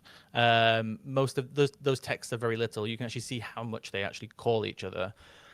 Actually, I think in the messages that you got up a moment ago, the ones with the Oxford Union, I think there's even a message where he says, like, "I'll update you on the debrief when we meet," or something like that. So again, it's an intimate relationship. It's a coordination. Now, what's also really funny with the whole Tommy thing is that, did you see that he's now published in the Jerusalem Post yesterday an opinion piece? It looks AI written, right? Like it's also by the way, he's being, because Tommy Robinson is paid by two countries. It's pretty obvious. Like he literally admitted, I've established a connection to a third. UAE, US. UAE and, well, I was going to say UAE and Israel, like direct money being given to him by them, where he was told, oh, you get an all expenses paid trip to Dubai, you get to go to the Misfits boxing event with your kids, no doubt like first class flights on Emirates probably, but yeah, he gets paid by them, and that's why he's writing about it, because the UAE has been, have you seen the Hamas are the Epstein of the Middle East? Have you heard about this? No. The UAE propagandists have come up with this amazing new phrase. Hamas are the Epstein of the Middle East, and the Muslim Brotherhood are the Epstein of Africa. Right, that's their new propaganda line. Yeah, it's quite a good one. I like it. The way I read Tommy's opinion piece was, guys, Epstein's not a spy. People shouldn't say this. I think it's anti-Semitic. What do you make of that? By the way, what do you make of it? Have you seen the emails with Bill Clinton? Like, that's literally how the entire opinion piece reads. It's ridiculous. What do you think? Was he a spy? What's your opinion? Epstein specifically.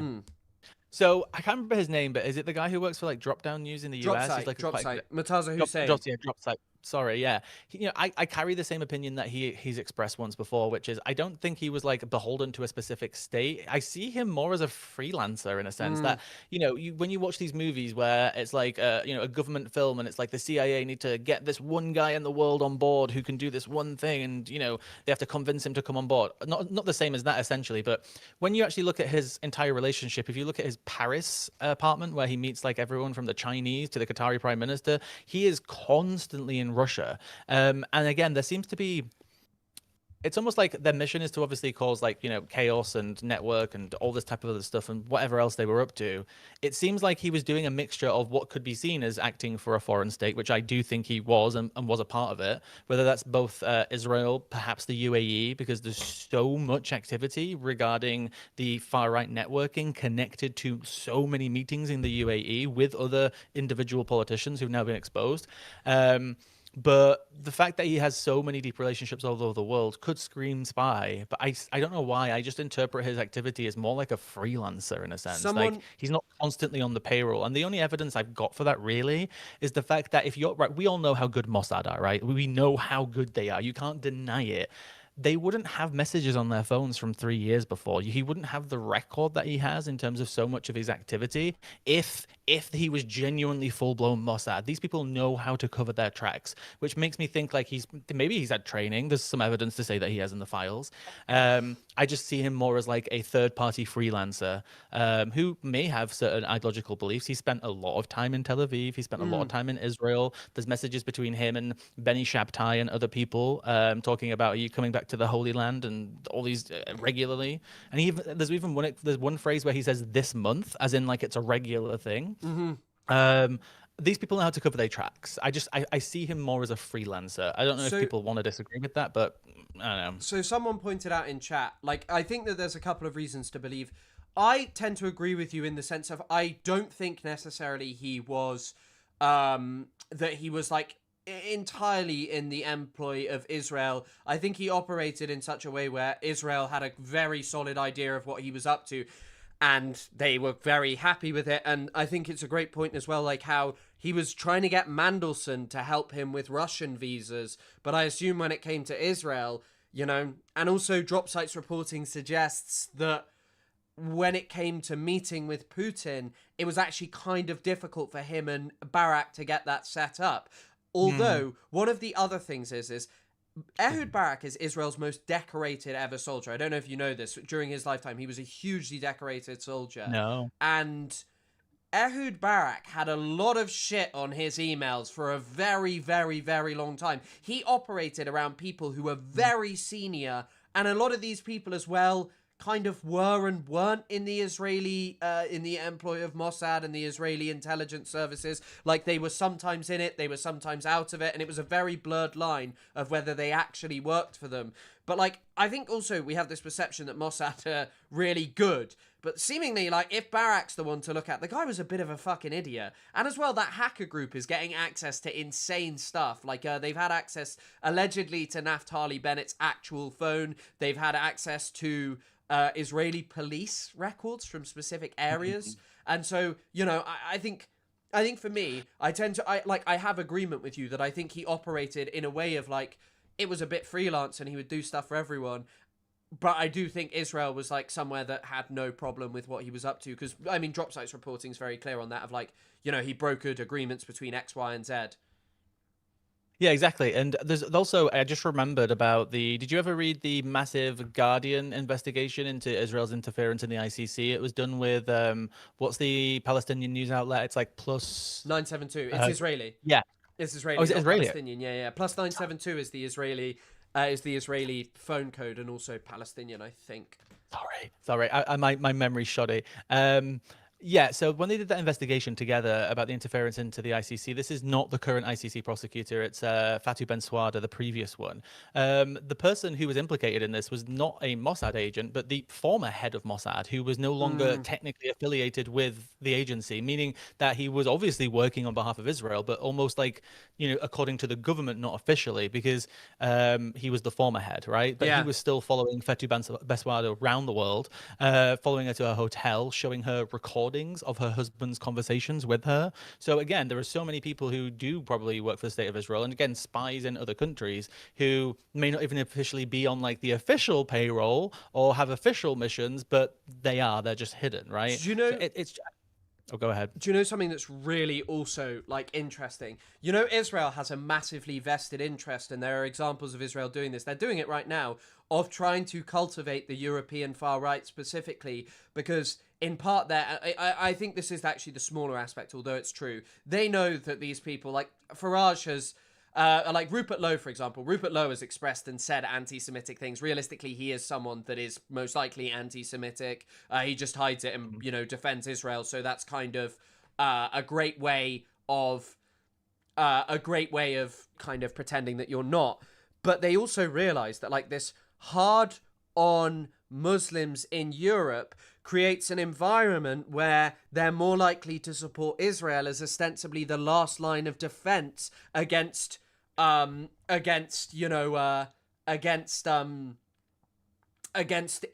and its evil takeover. That's a narrative that Israel really wants to sell and does sell for far right people in the UK and stuff. And so like this notion that Bannon and Epstein were happy to do that at the behest of you know, in collusion with Israeli figures who were telling them how to build the world and how to do these things, doesn't really surprise me. Yeah, to manufacture consent, you have to dehumanize people. That's the history of genocide. That's the history of war crimes. That's the history of just pretty much everything, like every mass event that has happened involving groups of people, right?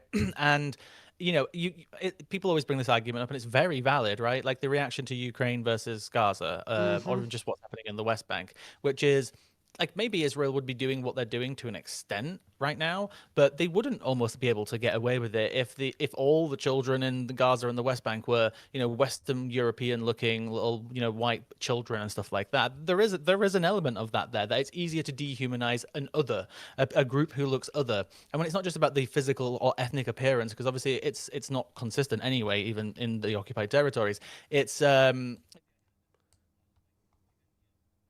and some of them are Muslims. It's easier to build that narrative of dehumanization so Israel can continue what it's doing. It's been a very effective tool for the dehumanization of these people so they can continue the crimes that are carried out against Palestinians and just anyone else in the region, right?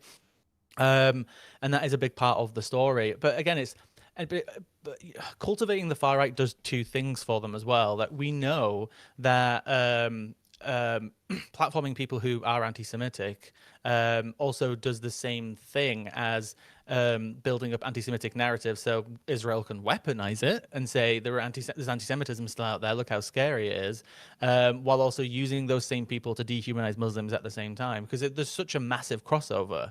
The handful of attacks that have been foiled in the UK from like white supremacists and neo-Nazis and stuff like that just over the last year, it's instead of it just being either Muslims or Jews, it's both most of the time. And that's also interesting too, I think, because that is somewhat a shift from like, you know, cliche white supremacy attacks and stuff like that. It's usually focused on one group. And that movement has been massively cultivated. Like we all know that to an extent, like there are players who are pro-Israel, who are powerful people who want to be a certain level of anti-Semitism in the world. This is why they fund, you know, these projects around the world where they, you know, investigate there was that one Argentinian study which really pissed me off like 2 years ago, where like this Argentinian funded like pro-Israel group analyzed like all the Spanish speaking tweets around the world, and anything they basically, if you actually look at their methodology, it was just like any negative comment about the word Zionism or Israel was included, and they gave the headline that Spanish speakers have said anti-Semitic things like 300 million times in the last year. They want to have a perception that anti-Semitism is worse than it is, and it is bad in so many places. I don't want to downplay it, but they also benefit from it by overhyping it, and they get that through the far right movement in Europe, because they get both the dehumanization of Muslims and also lots of these groups thrive around anti-Semitism. Yeah. I mean, even with, you know, another shooting in the news, I remember a shooting earlier this year at like a church where there were kids there. And there was like a hyperfixation that they had like loads of anti-Semitic stuff scrawled on their gun. But this person also had like just really racist shit scrawled on it as well. And they were just like they were a Nazi, but of course it was like made out that this person was like exclusively like an anti-Semite. And it's like, actually, I think that there is like that there is just like there are a massive amount of nihilists, and there's also a decision, you know, like it's definitely a decision in the case of the Bondi Beach massacre to like I think it was the Telegraph or the Times. I'd have to double check. Probably the Telegraph. It's always the Telegraph. But they posted that like it had Hezbollah's special foreign operations unit fingerprints all over it, even though these guys had Islamic State flags in their car. One of them had been over to, was it the Philippines? I think. Philippines, yeah. Yeah, they'd been over to the Philippines together, where there are like still ISIS cells that exist, and yet we were told no, this is Iran, and it's like, I mean, and also like the Palestine Action stuff that was reported the other day, that like, you know, all of the stuff about the government saying, oh, they have links to these people and they'd planned some really serious stuff, were just entirely made up to, you know, well, yeah, it's like them. During the Corbyn period, there was one journalist who works for the Times, the Telegraph, Camilla Tominey. You know Camilla Tominey? The one who's yeah, I do recognize her. She has so many shows at the moment, right? Yeah, she's a little bit everywhere. She's a little bit on Talk TV, Question Time, and other places. But she's also one of the big shots at the Telegraph. And if you actually look at her coverage of Corbyn during the anti-Semitism scandal, it is, you know, back-to-back coverage. It's constant. He's an anti-Semite. He hates Jews. All of this type of stuff. Go and look at her article about defending Nigel Farage against his accusations of like, oh, it's a long time ago. Yeah. We shouldn't hold people accountable for what they said years ago. And like to a certain extent, I actually agree with that. But I would agree with that if it wasn't Nigel Farage, right? If somebody said, oh, David Attenborough said something 60 years ago, which could be perceived to be anti-Semitic or maybe even was, right? You can see maybe how a person has changed over the years. But when we're talking about the guy who's been constantly accused for decades of, you know, utter racism, ethno-nationalism, from fascism to a teacher literally writing a letter to the headmaster while he was at school saying he literally is like a little neo-fascist, so maybe you shouldn't promote him to be the head boy. That's when you hold somebody to a different standard. And she's there literally writing back-to-back articles defending him. Like, be consistent at least. But they won't, because it doesn't meet their, you know, goals and ideology. And as well, like, I think it's really interesting that he's just been left out almost entirely of any Epstein scandal, because there's another message between Bannon and Epstein where they're like, Farage and MEPs will help us prevent crypto legislation coming in, right? And again, this ties back to the Bitcoin stuff. Yeah, there is that text. And there's, by the way, there's so many more people that need investigating that I'm going to continue to try and look at and map out. But yeah, there is more stuff that there may have been meetings. By the way, I'm just going to put this out there just in case anybody wants to help out of my ongoing theory. But there's just so much in the files, I can't do it all by myself. So I was talking to somebody who is like a financial investigator who's looking into something somewhat related but very different from the files. And me and him message each other. And he said to me 2 days ago, I said to him, have you ever seen anything with, I gave him a list of people, of meetings in Paris with Bannon. And he said, at Bannon's flat in Paris. And I was like, I don't think that's Bannon's flat, because there's multiple texts in the files of Epstein offering his flat to Bannon. So now I'm trying to find out if any of Bannon's network went to Paris to meet Bannon, which I can't find yet, because we might be able to turn around and say X and X went to Epstein's flat and they didn't actually know it, which would be in itself a story, because it's not a story that, they didn't know and, you know, give them credit, whatever, but it just shows that how far foreign influence can go, where you end up in, you know, the flat of a convicted billionaire pedophile who's, you know, doing all this crazy shit all over the world. So if anybody can find any of the far-right leaders meeting up in Paris with Bannon at any point, please send me a message on TikTok, because I can't currently find anything, but I've only spent about an hour looking so far. It's a new working theory. But yeah, there's so much out there that links to crypto, that links to networking, to just the sheer amount of influence. Obviously, I know I've spoken to you, or there's some messages, and there's like, you know, everything from the Qatari Prime Minister to, you know, MBS himself. It's just insane, the scope. There's other things that still haven't been spoken about. I haven't Googled his name today, but have you shown anyone the Benny Shabtai message that I sent you? No, I haven't. Which one is it? Let me see if I can get it back up for you. Benny Shabtai. I didn't even know who this person was. Okay, just search. I haven't got the file number. Just give me. Search. Yeah. Yeah. Search the term. Did you see news on Qatar? News on Qatar. Yep, got it. Okay, get that section up. Mm-hmm. And if we read this out, did you get my email? Yes. Did you see news on Qatar? Result of trip. So as we said, he did a good job so far.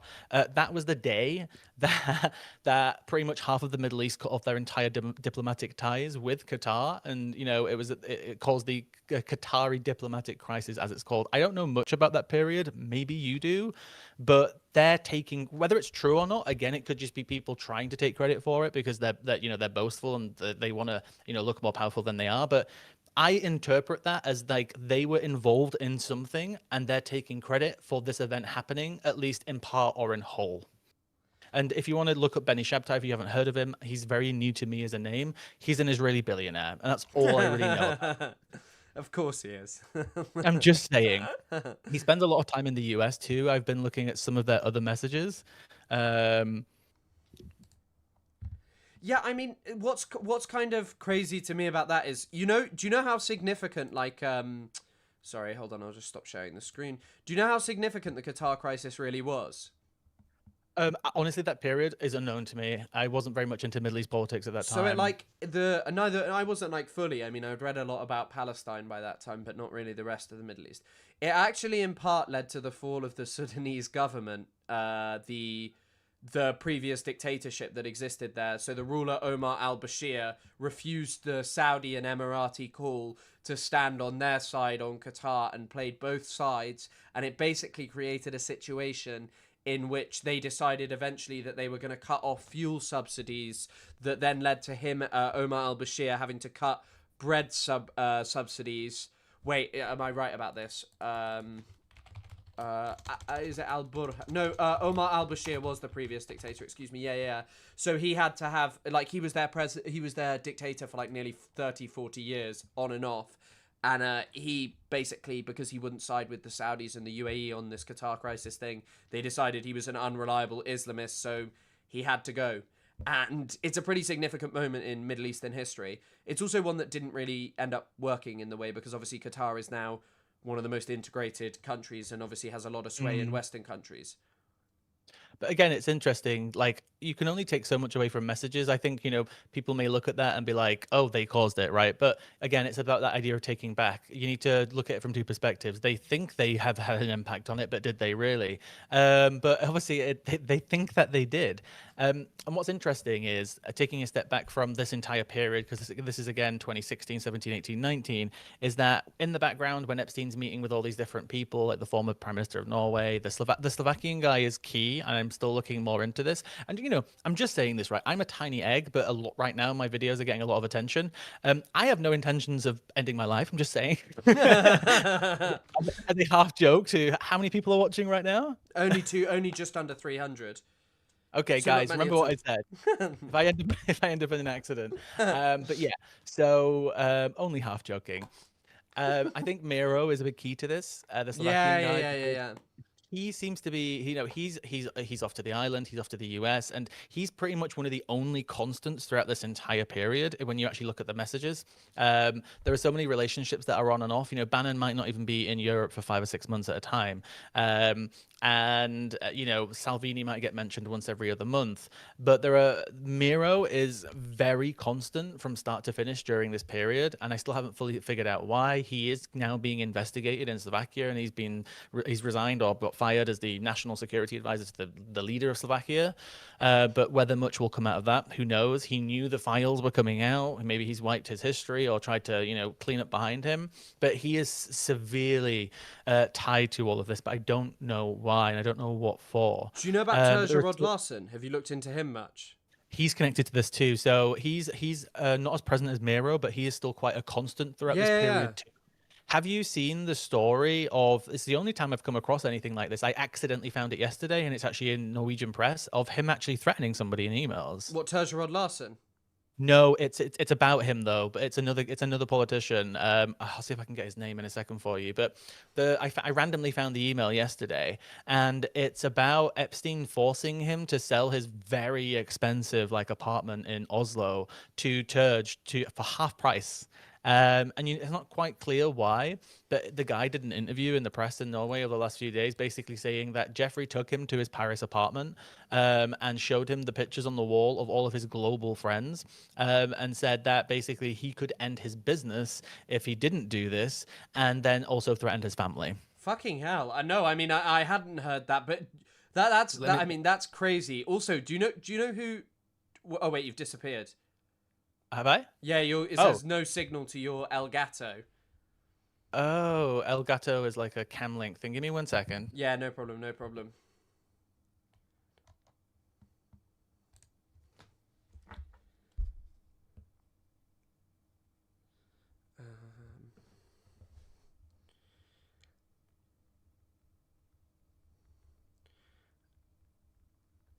It's happening again. Terja Rod Larson has called in a drone strike on Lewis's camera.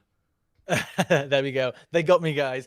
Do you know he brokered the Oslo Accords? Did he? In secret, yeah. That's what Terja Rod Larson is basically famous for. So Terja Rod Larson was the guy who organized them. I think he's a Norwegian businessman. He's not really or he wasn't a full-on politician at that time.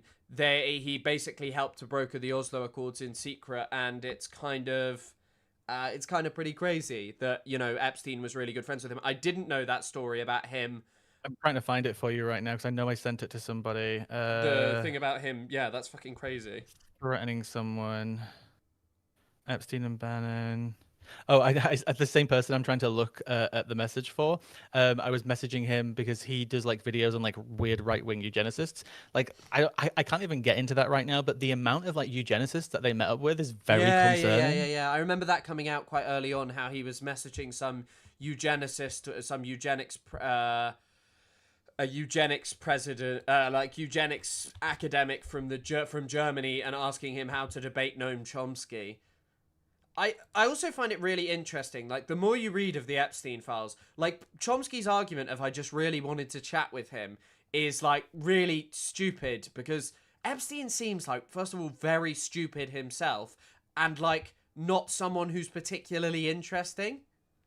Yeah, at the same time, yeah, there's not much to him in a way, and it is interesting. Okay, so... Yeah, okay, so if you Google the name... I'll try to see if I can send you the article, because my history is coming up, but it's not working. Google Moritis, M-O-R-I-T-S. Mm-hmm. And his surname's Skaugen, so it's S-K-A-U-G-E-N. Epstein forced to sell his apartment half price. There should be a Norwegian article about it. Seen as Norway's ex-diplomat is seen as key. Epstein, the property deal inside linking a ship owner, a diplomat, and a sex offender. Yeah, crazy. Was convicted of sex offences involving a minor that led the two men to lock horns over $415,000 that the U.S. financier was allegedly owed. Crazy. Wow. But if you actually go into it, he literally says that. He was threatened. He threatened his family. He took him around to his Paris apartment, and said threatened his family, threatened him, threatened his business, threatened his entire livelihood. And that's the only kind of, because people obviously talk about the honey trap, the potential blackmail. Yeah, that's the only version of actual, from what I've seen so far, of trying to do some sort of maneuver on somebody so openly in the emails, and I found that really interesting. And that was for the benefit of Turge. So Turge actually lived in that apartment already, and he's lived in it for years, and he wanted to buy it, and Epstein basically used whatever power and influence he's got to get it half price for his friend. Wow. From what I can understand. Yeah. And when I say half price, I'm not crying over millionaires, but I think it was worth 17 to 20 million, and he got it half price. So we're talking about a lot of money here. Yeah, holy fucking shit. That is crazy. That is a crazy, crazy, crazy story. Yeah, and it goes on and on. And again, between this link of Turge and Miro, there's so many messages, which is see you next week in Abu Dhabi. Yeah. So many of these messages. UAE is obviously mentioned too, but they use AD a lot. So it's again, what is interesting about that, and it goes back to Tommy. I don't know if I sent you it. Did I send you the thing where that the Qatari intelligence thing that was leaked about them paying far right. Did I not send you this? No. Okay, you can't even access the article because it's behind an extremely expensive paywall that doesn't allow you to use the archive to read it. But if you go to intelligenceonline.com, Yeah. it's a French intelligence news outlet. There should be, because they don't post that often, there should be a newish story right there. But if you just search it, actually, if you search Intelligence Online Farage, an article will come up straight away. What's it about? Well, it's Oh, about. is it about the funding of Visegrad and stuff? Yes, that. Yeah. Yeah. Europe's far right courts Abu Dhabi. Yeah, I mean, this is really obvious. Like, this stuff is like, I mean, I'm sure that Abu there's... Dhabi specifically as well, what I find interesting. Abu Dhabi's the center of power in the UAE. So Dubai is like the place that everyone knows, but Abu Dhabi's where all, like the actual power is. And Abu Dhabi has full sway over the... I don't know if you know this, but during the financial crisis in 2008, 2009... Dubai almost like just collapsed like completely. Dubai almost stopped it really existing and it wouldn't have gone on the trajectory. And previously they'd been quite independent because Maktoum, who's the royal family there, had quite smartly, although he is a fucking heinous guy, had quite smartly had made the clever decision to basically diversify and not require huge oil revenue and make it a hub of international business. And so they were somewhat independent of Abu Dhabi, like a little bit. Obviously, Abu Dhabi is, that's where the crown prince is and stuff. But still, then after that, the Abu Dhabi bailed them out with their oil revenues and all their money, and it became even more the center of power. By the way, I think you've My got... camera's just gone off again, hasn't it? I think I know what's happening. I think my camera's overheating. I apologize. No problem. We've had this issue before. We've had this issue with other people. Sorry, I'll just check chat whilst you're doing it. Yeah, I need to get one of those like false battery setups so the battery can't overheat, so it's just constantly plugged in. Your image is really good though, so at least that's worth it. Thank you. But I will have to actually go in a few minutes, so I can talk on here like this for a few minutes. But yeah, I think it is interesting with the UAE and Abu Dhabi specifically how it ties into, and again, like it's probably part of a much bigger story of influence, and it's not necessarily like everything is completely connected. But at the same time, the fact that so much of what's happening over the last few years does actually end up tying back through to Abu Dhabi is very interesting, especially this latest leak. And just to clarify for anybody obviously listening, like the leak literally said, we're working with Visegrad and they are, they're going to post stuff for us, which is pro-UAE propaganda. Sorry, Visegrad, sorry. Yeah, and well, I think like a Polish person Owen corrected me and said it was like pronounced in a certain way, and I'm like, I can't do that as an ignorant English speaker. Mark Owen Jones had also reported how Tommy Robinson was making content with Visegrad that wasn't declared as content with Visegrad. Because I sent him the Intelligence Online article and he replied in the morning and then and then he posted within a few hours. But yeah, I'm glad that he saw it and he immediately posted about it, because when I actually found his work on kind of like this, I was genuinely so impressed, because his months of work of looking into this and publishing about the the kind of like far right connections to UAE and propaganda and influence campaigns, it basically, the Intelligence Online article basically certified everything that he has been saying and theorizing about for quite a while. But the reason what's interesting about it is, the Tommy thing, where, he's posting the exact same propaganda as Visegrad, and they're obviously being paid by the UAE, because that's what, the leak doesn't say they're being paid. The leak is the establishment of their relationship. But they also say in the same leak that they'd only do this through a back channel. And I mean, so... You can tell what happened. As well, Tommy Robinson's decision that he's now an expert on southern Yemen, Somaliland, Sudan, and talking about the Muslim Brotherhood. The Muslim Brotherhood does exist in the UK. It's the Muslim Council of Britain. But this is like, the Muslim Brotherhood is a really Emirati thing, and it is much more to do with democracy than it is to do with the Muslim Brotherhood actually being militant extremists, because obviously the Saudis are actually the bigger funders of militant extremism in the Middle East. But even then, the UAE doesn't actually touch that, because obviously much of the militant extremism has tacitly been supported by the West for like a very long time as well. Like the Saudis obviously funded, like the Saudis paid for bin Laden's upkeep in Pakistan. Most of the young men who would join the Afghan jihad, as the American called it, were Saudis who went over and went to join the Mujahideen and then went on to engage in militancy. Most of the hijackers on September the 11th came from Saudi Arabia. I think it's 14 out of 19 from Saudi Arabia, 15 actually, 2 from the UAE, 1 from Egypt and 1 from Lebanon. It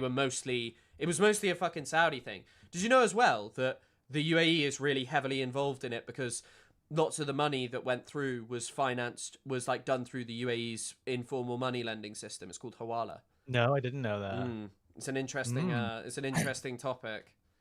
Keeps going back and deeper. But yeah, it is interesting, the foreign influence aspect. We know people like Tommy are just willing to take money from pretty much anywhere. Everyone from Alex Jones, who's literally funded his company and documentary, to Bob Shillman, to what seems to be the UAE, and who knows who else. And the foreign influence aspect of it does really interest me, just because it kind of discredits everything who these people are in every way. Not just because they're simply just taking money from a foreign actor, but seemingly, the way I phrase the story with the Intelligence Online leak is that Tommy is potentially taking money from a state which is causing the highest amount of displaced people right now in the world. Through its funding. So how does that make sense when you're a stop the boats, stop immigrants, stop refugees, put Britain first? How do you make sense of that? You can't. Well, I think that's a problem of the general, right? Because one of the booms in American migration comes from Venezuelans as a result of Trump's policies towards Venezuela. And also, if Iran is bombed, Iran is already a place we have huge amounts of asylum seekers coming to the UK from. Well, not even huge amounts, but if it is bombed and completely destroyed and it is impossible to live and exist in that country, what do people think is going to happen?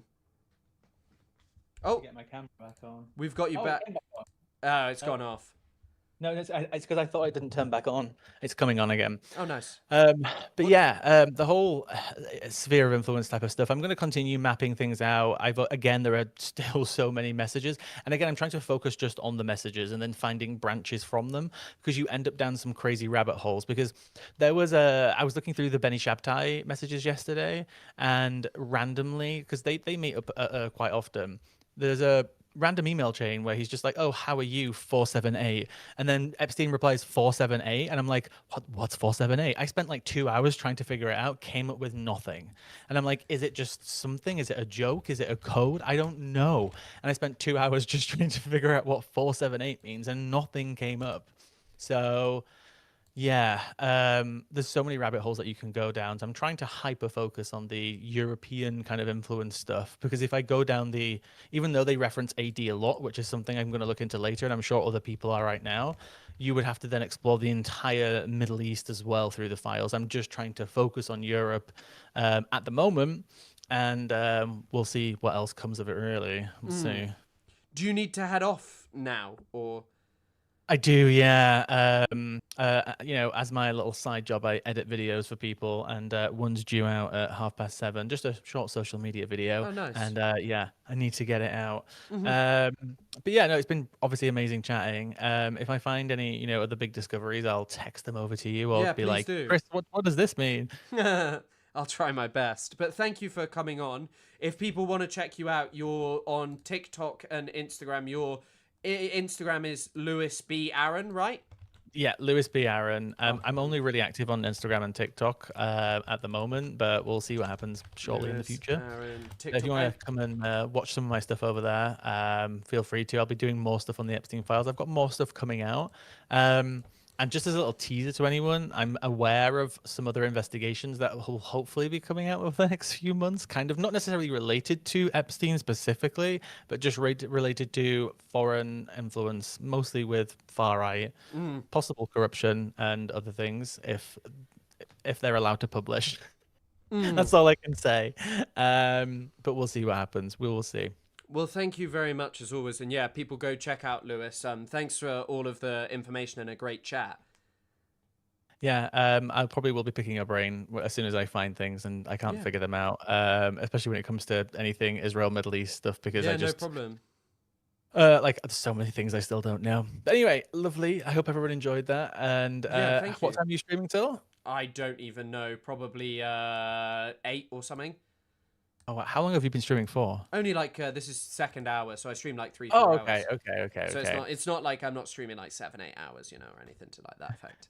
Well, wish me luck as I go back to delve into the files in about an hour or so. So Enjoy. Try not to get lost in them. I think it's so easy to. Someone has also said that thank you, Lewis. Marcus has said thank you, Lewis. I will now be obsessing over 478.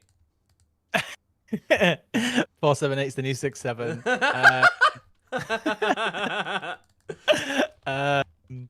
But anyway, I will see you later. Enjoy the rest of your stream. See you later, man. It was good to have you. Have a good day. Do I just end on Discord? I'll end it. No, yeah, but you do the same. Yeah, you end. Okay, perfect. Bye-bye. Thanks, man. See you soon.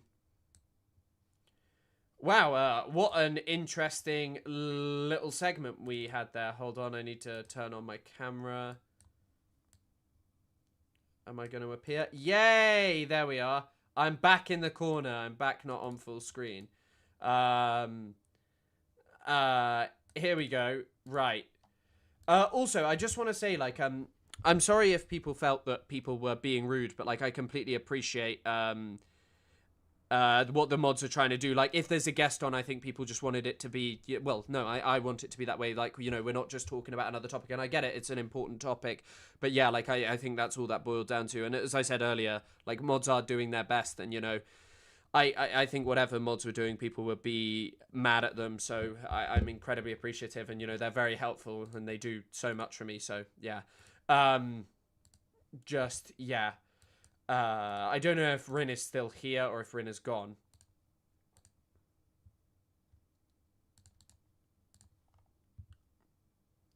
Bangladesh election. Bro, I don't know enough about Bangladesh to do the fucking least of this, to do it like a fucking segment on it. It would just be me watching Bangladesh news and being like, wow, okay, here's this and here's that.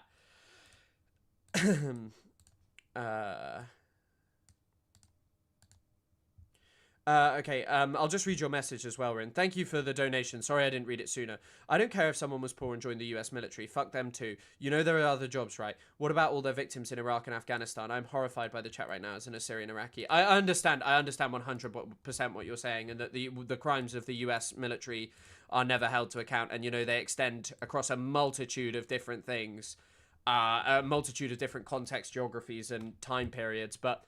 Yeah, I completely appreciate what you're saying, and I think the only reason would have done the timeout is just related to, like, trying to keep it focused on, like, you know, Lewis was on then, and we wanted it to be focused on that, and I understand why the mods did that, and I don't think anyone meant to offend you. I know many of the mods are in like, all of the mods feel the same way you do about, you know, the US military being horrifying, and a totally grotesque institution that exists to perpetuate imperialism and not for anything positive.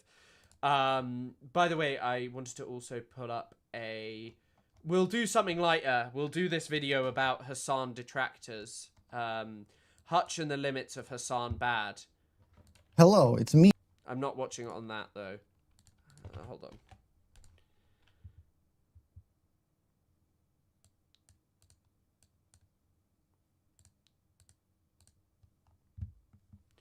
Hello, it's me. I also don't think that a mod will have meant to have been rude to you, you know, like, at all. Like, I don't think that's what they meant. Yeah, I don't think that was what was meant by it, and I'm sorry that you feel that way. I think that was the only reason they timed it out. I thought they were spreading democracy. Well, you know. Hello, it's me, John Politics. Here to talk about politics in the politics zone. Normally, I don't talk about politics on the main channel, but you know what? We're spiced it up today. Every now and then I get asked to, like, debate on something, and I literally never say yes because it is entirely pointless. Whether it be the absolutely awful Jubilee videos or more personal one-on-one debates from political streamers who... I don't think I would do many other debates. Maybe if it's someone like Ethan Klein, I would consider doing it. But as I've said, I'm not that interested into doing it. Definitely aren't just trying to inflate their egos. Debate and discussion on the internet has felt increasingly more pointless over time. However, I think a lot of the real problem for this is that many people who kind of grow up and evolve on the internet kind of come to see as this sort of rabid, warlike engagement as a means of engaging with politics in a legitimate way. I'm talking about this now because a little while ago I discovered that the game YouTuber Hutch, as in like the guy who did prop hunt videos with sea nanners and folk like a decade ago, real black. Jesus Christ, that is a throwback. Fucking sea nanners. Never someone I liked, but someone who I remembered existing. From the past has now kind of shifted almost entirely to being a political content streamer. Credit where credit is due, like I want to give him props for willing to make such a dramatic change to the kind of content that he makes, particularly if he doesn't enjoy doing games anymore. That legitimately takes balls to do in the absolute hellscape that is content creation, and particularly with a noble goal of wanting to educate people and make a better world for the people who inhabit it. Like, genuinely, that is a noble goal. However, as somebody who kind of also grew up on the internet, it's very obvious that I can see that Hutch is a product of this environment, and how he engages in making political content is extremely evident of the fact that his brain has been entirely rotted by this false version of political engagement. If you take a look at his channel, I think you can very much see the kind of content that he is making. This Yeah, I mean, I think that there's definitely a, yeah, I guess I'm guilty of making this kind of content too, but just, I guess actually I'm not just doing like constant debates with like the worst people in the world. Like, I really don't think proving your left-wing credentials by talking to, I think someone once told me like, you're just talking to Israeli racist on Twitter, on TikTok Live, and that is not a good idea. And yeah. Also, I don't think anyone is saying that imperialism is super small stuff. I think they're talking about like trying to keep things focused on the stream is what they mean. This isn't like serious political analysis stuff. This is political content in the most intense word of content. He is engaging with things like making fun of Hassan, including pushing the insane shock collar conspiracy theory. Like, that's kind of my litmus test for if somebody actually has legitimate criticisms of Hassan, is if they believe in the just absolute batshit shock collar gate thing that happened. Hassan. There's so much anti-Hassan stuff in here. Now, I get it. Everybody has to play the thumbnail game on YouTube. Everybody has to do the clickbait thing. But I think once you actually look into a bit more of his content, which I've tried to give a fair shake, you can kind of see that he has become the epitome of this rigid internet mind whose views are not really based on an evolving political scope, but a line that has to be drawn because I think I've made this point before. I don't think learning about politics to just debate is a good idea. I actually really don't. I didn't learn about Palestine to debate at all. I don't know. It's just like, I think it's bad, and I think winning debates is not the objective of politics. And one of you put in chat, I did my time in a debate club. Debating is also a skill. Like, debating is not just like, a debate is not just something that is like done on the internet to explain whether an idea is good. And I genuinely do believe that thing of when you talk about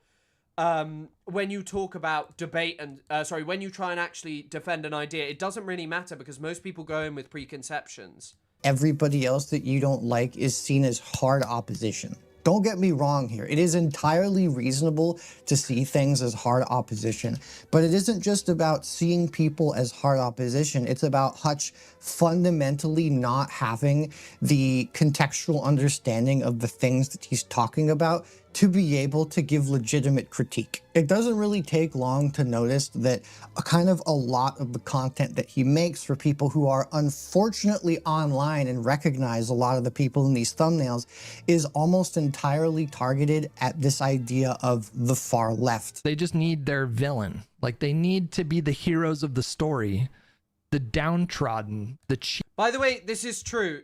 You need politics. Enjoyment really matters in politics.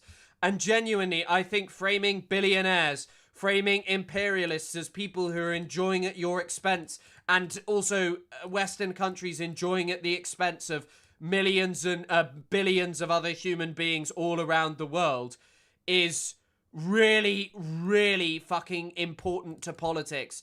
And keeping these big enemies is important. I don't think you should inflate people to the position of controlling everything. I don't think you should do that about Israel even, because I think then you miss like important context about the US and other Western imperial powers who get involved in it. But this notion that the far left is the problem, I mean, I think I articulated that actually kind of well in the debate to Loner Box. Why is your fixation with Hassan? It plays into this kind of other narrative of like, you know, the noble kind of victim, the noble kind of like victimhood of the online left. It's like a big part of the cultural and political identity that they have. Almost every single time that Hutch comes across something that Hassan says, which is unfortunately frequently, he very rarely gives legitimate deep critique and usually ends up just kind of yelling.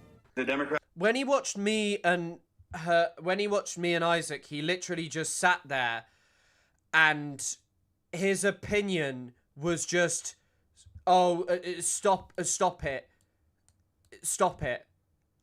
You know, you guys are wrong. I'm gawping at you, so that means you're wrong. The Democratic Party has this profound skill in snatching defeat from the jaws of victory. What is this take? What is this take? By the way, it is really, we're having, there won't be a stream tomorrow because tomorrow I'm having Daniel Denvir on with Isaac on No Politic Here. Well, we're having, excuse me. We're having him on.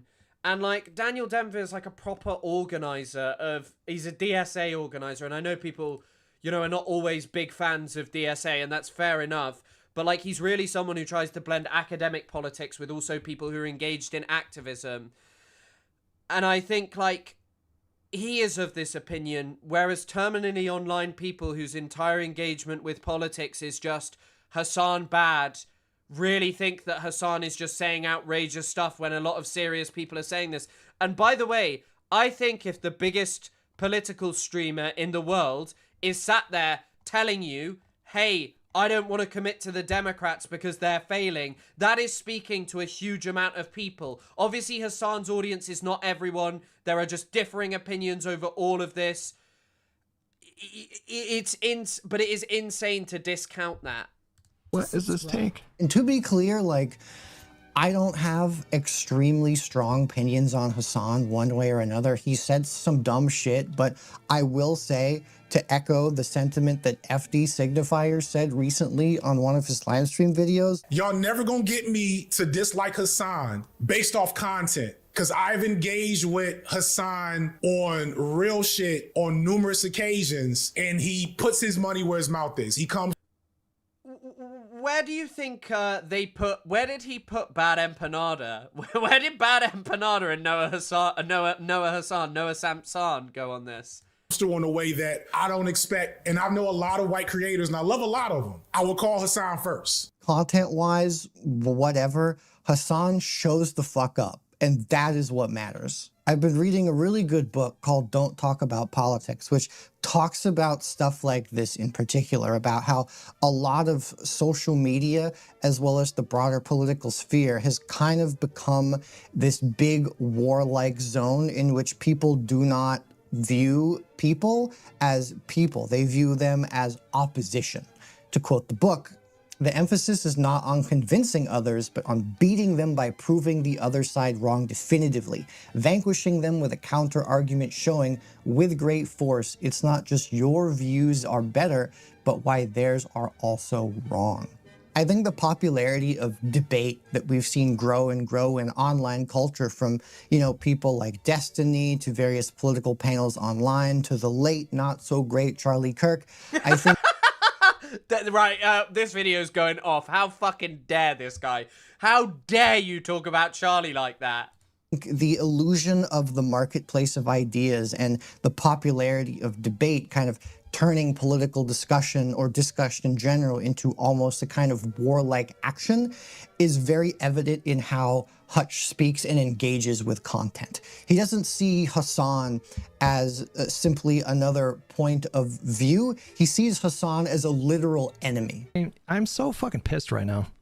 Fuck this guy, bro. This guy is political opposition. Never in a million years should we ever associate with him, his ilk, his supporters. To Hutch, he's not engaging with Hassan or the online left. He's engaging with this sort of boogeyman, this construct. By the way, have you heard this Hutch clip? One of the most insane that I think you can imagine. Oop. Jeffrey Epstein, yes or no, Hutch? I do. Yeah. But if he had a D next to his name and he was running for a Texas Senate seat, Oh my God. I would probably vote for him. I'm just saying. He did the bit. He said he would vote for Jeffrey Epstein if Jeffrey Epstein was a fucking Democrat. That'd be a tough one. Wild. Not kidding. And I don't think he's joking. I know he's saying something outrageous to clip farm a bit, but also his politics genuinely do not preclude something like that.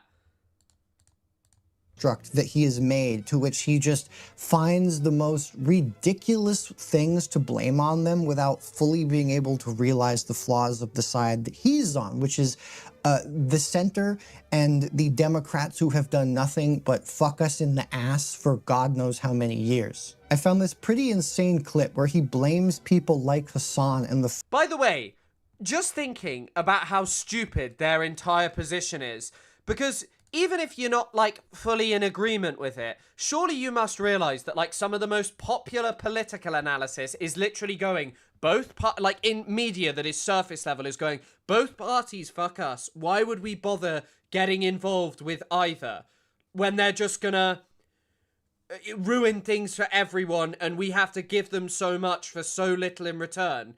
I really think, like, this is an important point of, like, why are you not tapping into that? Take the UK, for example. Their goal with Zach Polanski, who is sapping the actual left-wing base of the Labour Party, which is a good thing, by the way. Like, I know the Greens may not be perfect, but, like, they're much fucking better than the fucking Labour Party. Yet, like, their option of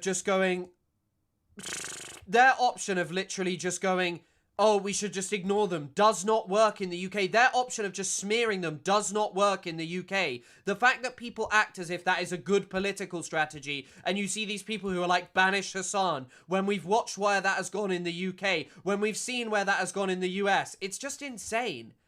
It's just insane. Far left for the reason why the Supreme Court supermajority happened. He tried to do sweeping student loan debt. And do you know who rejected him? The Supreme Court. Do you know how they were able to reject him? Because there's a 6-3 majority on the Supreme Court. Do you know how they got to a 6-3 majority on the Supreme Court? Because I'm losing my temper. People like Hassan, in part because people like Hassan use the massive platform that they have to tell their audience that there's really no difference between Democrats and Republicans. Also, by the way, just on this topic, is that not just a fucking ill of the US political system that, like, years of Republican lobbying that manifests with Trump can just establish a dominant thing like that? But I thought if Kamala won, we'd be at brunch. That, by the way, I know that's kind of like a meme and stuff, but I think, like, on the other part of this, a lot of people want to vote Biden because then Trump is done and it goes back to normal. This doesn't begin or end with Trump. I know I answered the question of earlier, will MAGA die with Trump? I think yes, MAGA will die with Trump because I don't think they have a charismatic figure as of yet to replace him. And also, I just want to say, Rin, you are valued here, and I'm sorry that you feel this way, and I'm sorry if you're upset. I don't think anyone wants to upset you. I don't know if you're talking in response to what we're watching, or I don't know, but you are valued, and please don't feel upset. No one means anything mean, and I think we should stop the discourse around this from anyone else. But just don't worry. People, you are valued here, and people are grateful that you're here. I am grateful that you're here and watching. Doesn't matter if a Democrat or a Republican wins in 2016, even though Ruth Bader Ginsburg was like 152 years old. And we all knew there was a serious risk that she wouldn't make it to 2020. And that wasn't enough. So maybe if you guys would have taken the Supreme Court more seriously in 2016, he would have been able to forgive more student loan debt. But you didn't. So this is the position that we're in. Hutch is completely stuck because of this warlike mentality he has adopted in believing that for some reason focusing on the left is the broad ultimate solution, and not that the Democrats have had complete autonomy this entire time and have just completely misread what the American people actually want and thrown everything into the gutter, is just not something that seems to ever cross his mind. The fact that we fucking lost in 2024 and that Biden did very little over his entire term. Any of the gains that he did make were either temporary or lapsed. And I was reading a great article about this earlier from, you'll never guess who, but Adam Tooze. So Adam Tooze was talking about something good that Biden did, right? Like that I think that all of you would sit here and say, okay, yeah, I think that that's actually kind of good. So he was talking about something that was championed by Kamala as well. Just have a read of this. So this is from 2024.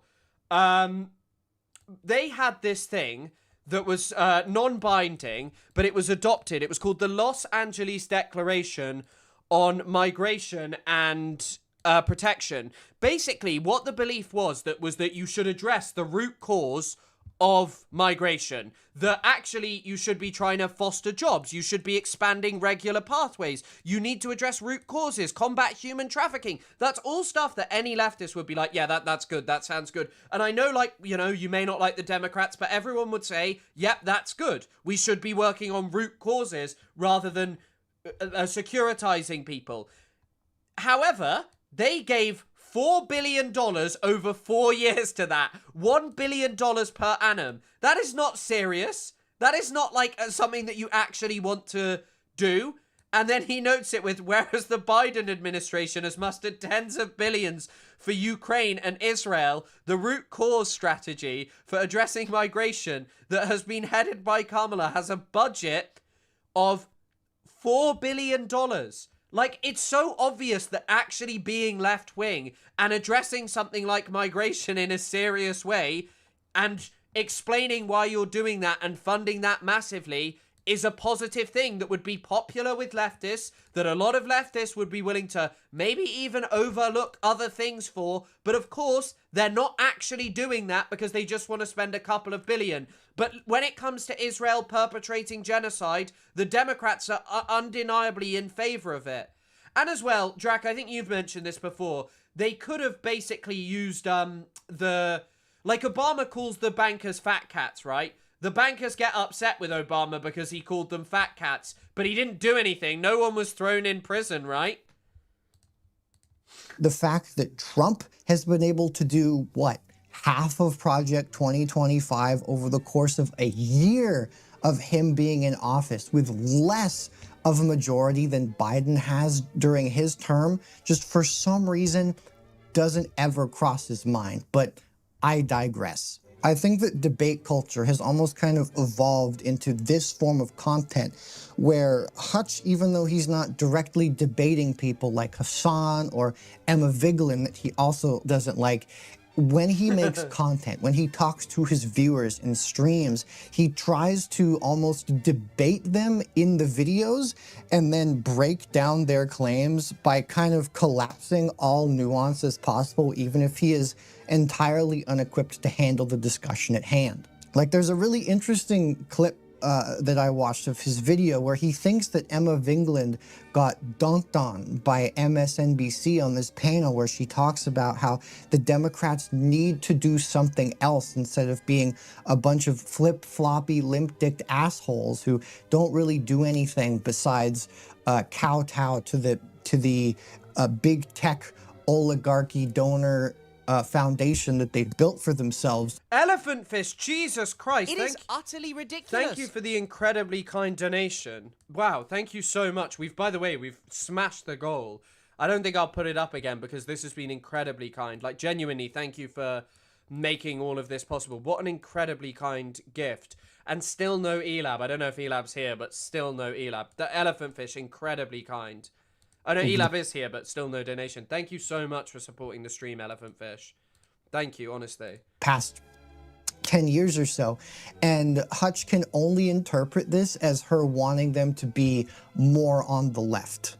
He's got 48% strong disapproval. How come the Democratic Party's approval rating is lower as a brand because than of the the muddled Republican message that Party? I was just trying to elucidate. So you believe it's because they're not far left enough? No, I believe that there needs to be a different approach to politics here, not building.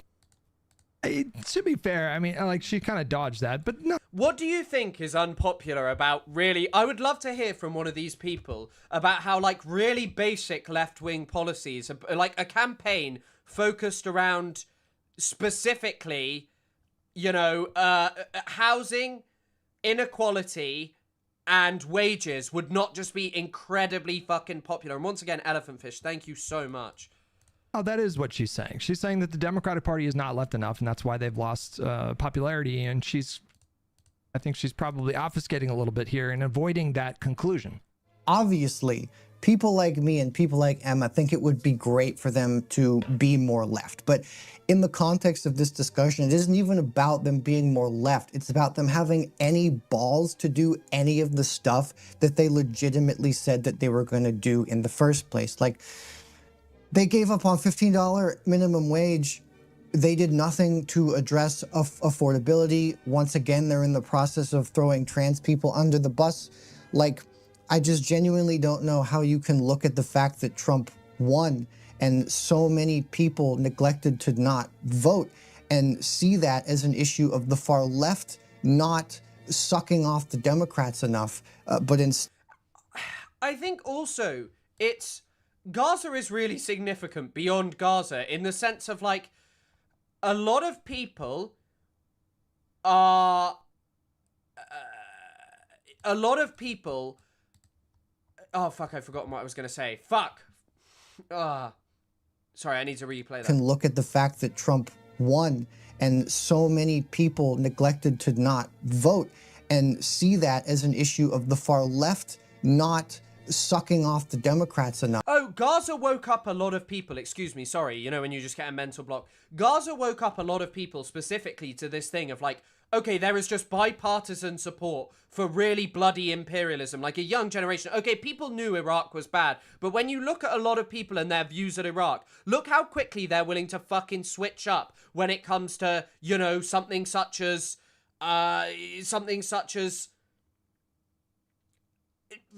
Iran. Like, look at someone like Ethan, for example. Ethan is literally willing to go, okay, we shouldn't have invaded Iraq, but we should invade Iran this time. Whereas, like, look, you don't have to love the Iranian government. That is not some specific thing of just love the Iranian government. No.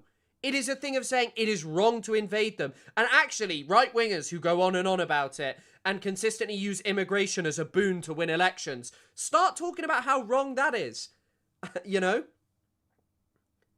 Start talking about how wrong that is. And, like, how that situation where you cripple countries and offer no meaningful existence inside of them,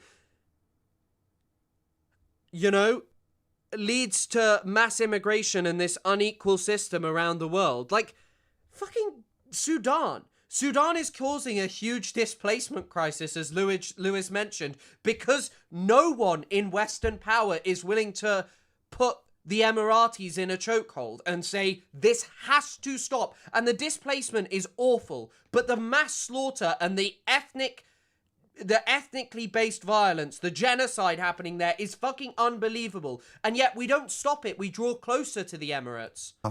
But instead that the Democrats, like, just have lost the faith of the public because they're endlessly trying to push this garbage centrism that nobody actually wants. to speak on the trans thing for a little bit as well, there's another video that I watched where Hutch gets extremely mad at Hassan saying something along the lines of things wouldn't really be that much better for trans people under Kamala if she won, as opposed to Trump right now. By the way, I'm sure that there are trans people who say otherwise, but most trans people I met were speaking out in the UK against the Labour government with all of their behaviour around, you know, puberty blockers and such. He's going to tell you that, and by the way, this is a wrong statement that he's going to deliver, but don't you think things would be better for trans people right now if Kamala Harris, after making concessions about transphobia and leaning into anti-trans narratives, if she had won, don't you... I like how his political analysis is just sitting there gawping and never addressing what they're saying. You think things would be better for trans people as opposed to right now? What an insane thing to say. That is crazy, because they validated people's concerns when it came to trans girls in sports. That's all they did.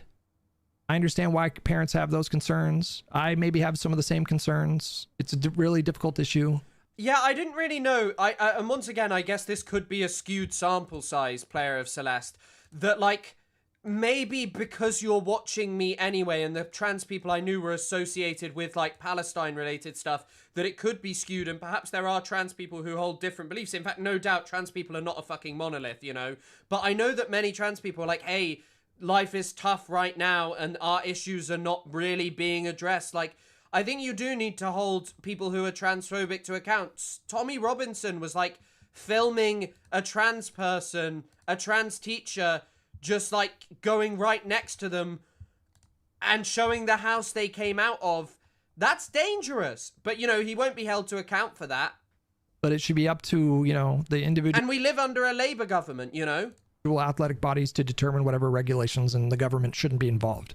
He also says this, which I find to be absolutely hilarious. If you want better outcomes for trans people, I believe you have a moral obligation to dunk on Hassan every time he says stupid shit like this. You are morally obligated to call this out. Unironically, some of the best...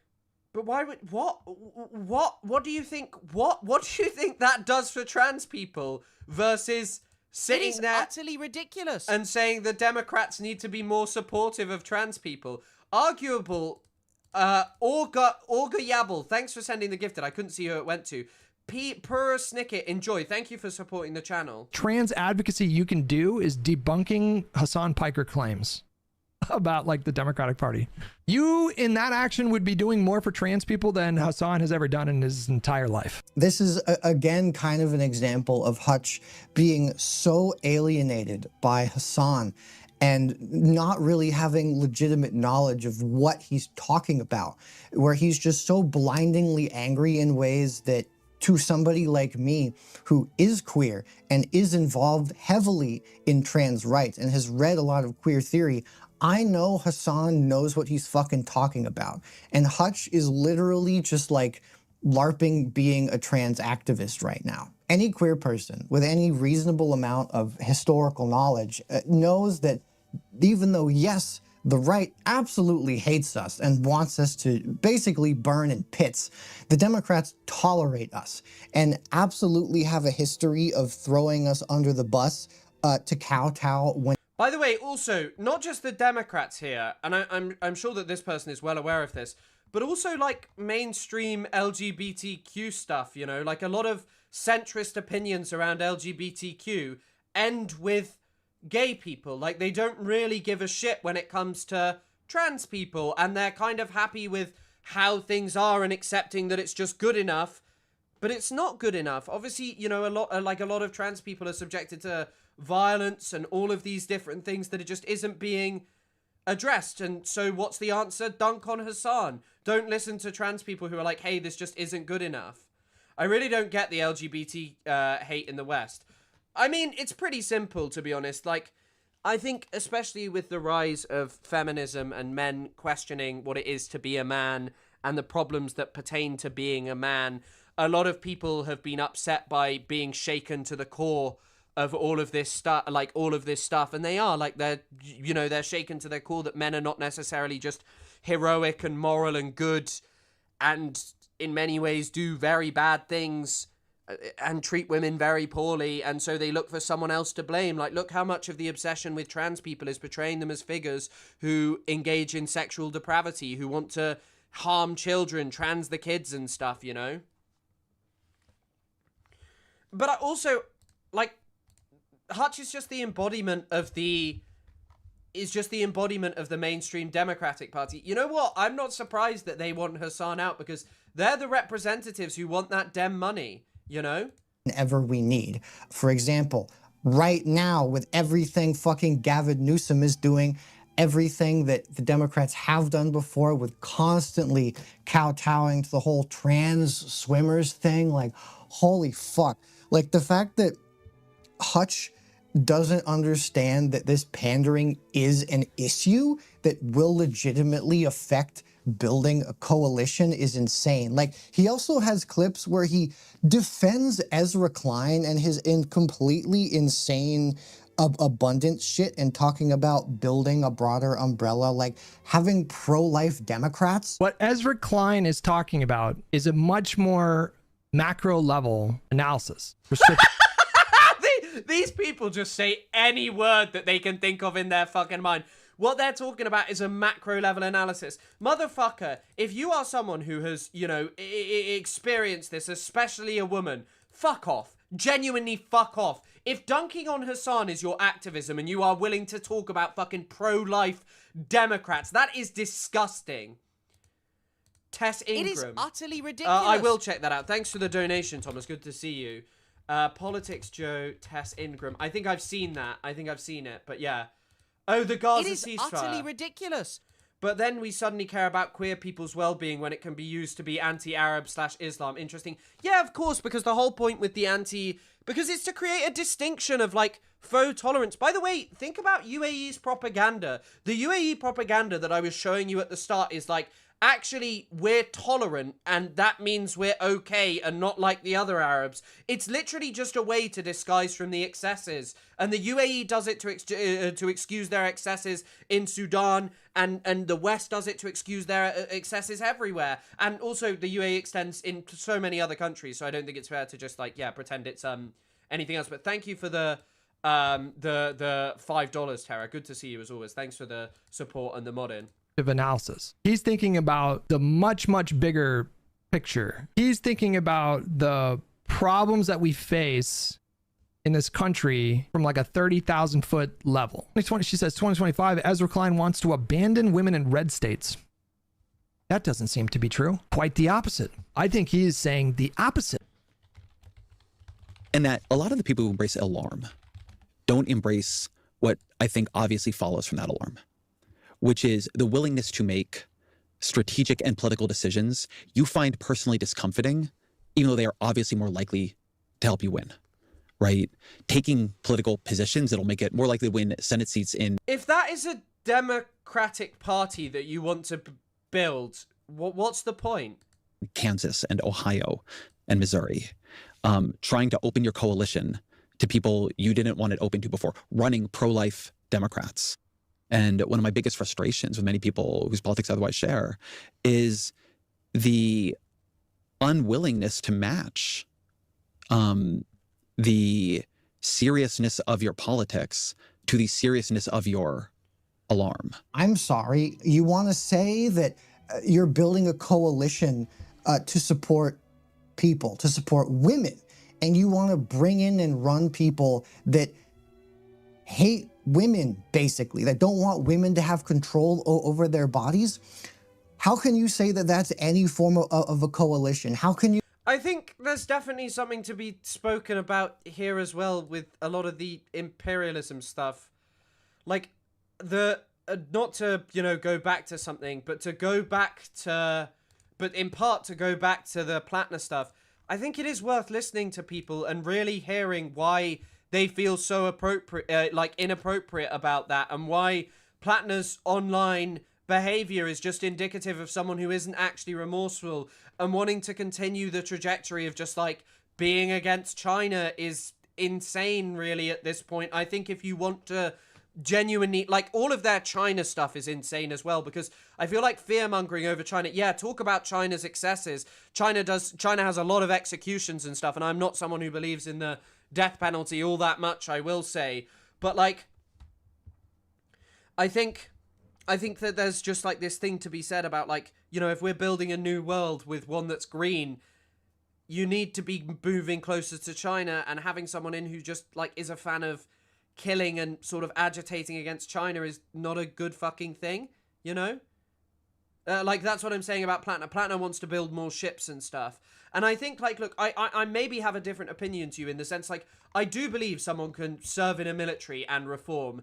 And there's, like, a really good example of this, if you want to watch it, is Anna's Children. So Anna Merhamis was in the Palmach, which was a particularly bad Israeli military organization. It was trained by I think it was trained initially to do strikes on oil facilities. She's a hero in the Jenin refugee camp because she worked with children, and many of the children there went on to be militants in the Second Intifada, and she taught them to, like, channel their anger into activism, and she genuinely is, like, a hero. And I think people can change and people can repent, but I don't think they should be politicians. I'm going to be frank. Unless it's talking about, you know, like, a revolutionary thing. Like, I think, Maduro was a pretty shitty politician, but at the same time, I think, like, Maduro, you know, or Chavez, sorry, I'm talking about Chavez. Chavez was in the military, and he was not a shitty politician. Like, Chavez was someone who wanted to better his country. Unfortunately, it seemed to make it too reliant on, made it too reliant on oil, I think, is the argument I've seen from some. No, Plattner doesn't want to build a Plattner navy. He wants to build a bigger navy, I think, if I remember correctly. Do not understand that having people like that completely shatters your coalition and has gotten us to where we are right now. Graham Plattner has an entire section on his military about making more ships for the military. He joined Blackwater in 2018. I'm sorry, I can't get over that. I don't think he can be a politician. What I'm talking about with the green stuff is I don't think you should be agitating against China. I don't think you should be agitating against China. I'm sorry, I don't think you should. I think you really need to... I really think you need to work with... No, he isn't making a greener military. No. I think you really need to work with... China to build a greener future. Gotten us to the point that Trump is in office, that things are worse for trans people, that we are being tormented on the street by fascists with guns. It's completely ridiculous. It's not about Hassan. It's not about trans people. It is utterly ridiculous. What the fuck? I have never seen that before. Arguable. You just gifted a membership and then it went to yourself. Hates Hassan, he hates leftism, this fantastical version of it, and he cannot seem to think for 2 seconds that maybe, just maybe, he doesn't know what he's fucking talking about. He doesn't understand queer history or the complexities of being trans. Oh my God, if you're unfamiliar with this, like, a great book to get into this for anybody, including Hutch, if you somehow found this, like Queer Then and Now, a great compilation of really important speeches from important activists, like incredibly good, accessible, yet challenging stuff to make you understand this. Like, on the most basic level, yes, things would be better under Kamala. But you know what? The Democrats still wouldn't be fucking doing anything to give us actual meaningful advancement. That is an incredibly hard thing for a lot of people to come to terms with, even some queer people. But everybody I know understands this. It sucks. It feels really bad to say, but unfortunately, that's just how it is. Hassan is right. And it is a hard thing to be able to understand, but the fact that Hutch doesn't even take 2 seconds to think about it proves that his brain is just like so rigid in the... I think this is, by the way, I just want to give a big shout out to Crimes 2 Roman. This is a really good video, and this is kind of stuff I've talked about myself. He's putting this really well. Oh, sorry, they, I don't know their pronouns, so excuse me, they. This warlike state that he can't even take 2 seconds to even do deeper research on how trans people feel about this.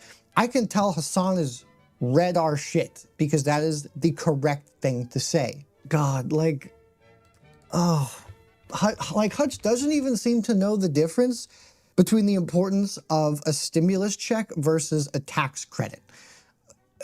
Problems are solvable if you stop implementing this shit as tax credits, though weirdly that's never on the table. It's not weird. It's because Americans are geared towards tax cuts. Americans and the Democrats are terrified of presenting anything as like spending money on Americans, and only can angle any sort of political movement in the direction of less taxes. That's it. Doesn't it accomplish the same thing? Like if you give someone a $5,000 tax credit as opposed to like a $5,000 stimulus check, doesn't it accomplish the same thing? And if the optics of it are more like palatable for the median voter, then isn't it pretty fucking obvious that like the point would be that it would alleviate someone's problems in the here and now, and that tax credits are always going to benefit people who pay higher taxes? Then what's the issue? No, because a check is way better. But for example, like the child tax credits, those came in the form of checks, right? I feel like the child tax credit, like people were getting like literal checks that were they were like an advance on the tax credit, right?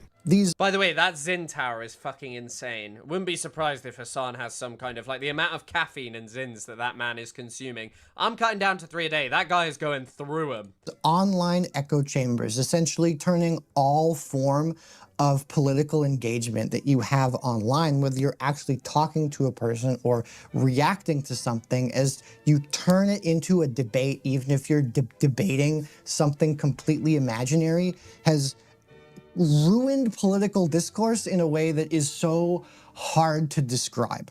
And like, I don't know. I think maybe the only thing that this person is not appreciating, and I love the video, or maybe not appreciating, something that's not mentioned is, this is also, by the way, about left-ish streamers online just making content. They know, I guess maybe it's just that they haven't focused on it. This is just an industrial complex of hating Hassan and saying that his life is over, that he's done, exaggerating everything he's done to make him the worst person in the world, to just, you know, end his life. That's what people want. They don't want him to have any kind of meaningful career. You know, that's what this is about. Like, I don't know what to do about it. Genuinely. Like, I truly don't. Like, that's why so much of the content that I make on my main channel focuses on, like, trying to offer a level of education, trying to offer a level of context and historical knowledge, because, like, debates don't change people's minds in the vast majority of the time. Like, that's... The way you can, the way that arguably is done, I think I don't know who said this, but I think it might be Voltaire, I may be wrong. He was like, you can't replace an idea with another idea. It has to go deeper to the, this is not quoting him well, and I may be totally wrong, but it's going to, like, it's replacing it with enjoyment rather, like a feeling. And I think that that's what matters, going to this heart of this feeling rather than just trying to do facts, because if facts were what mattered, everyone in the world would support Palestine. Everyone in the world would be against the US military.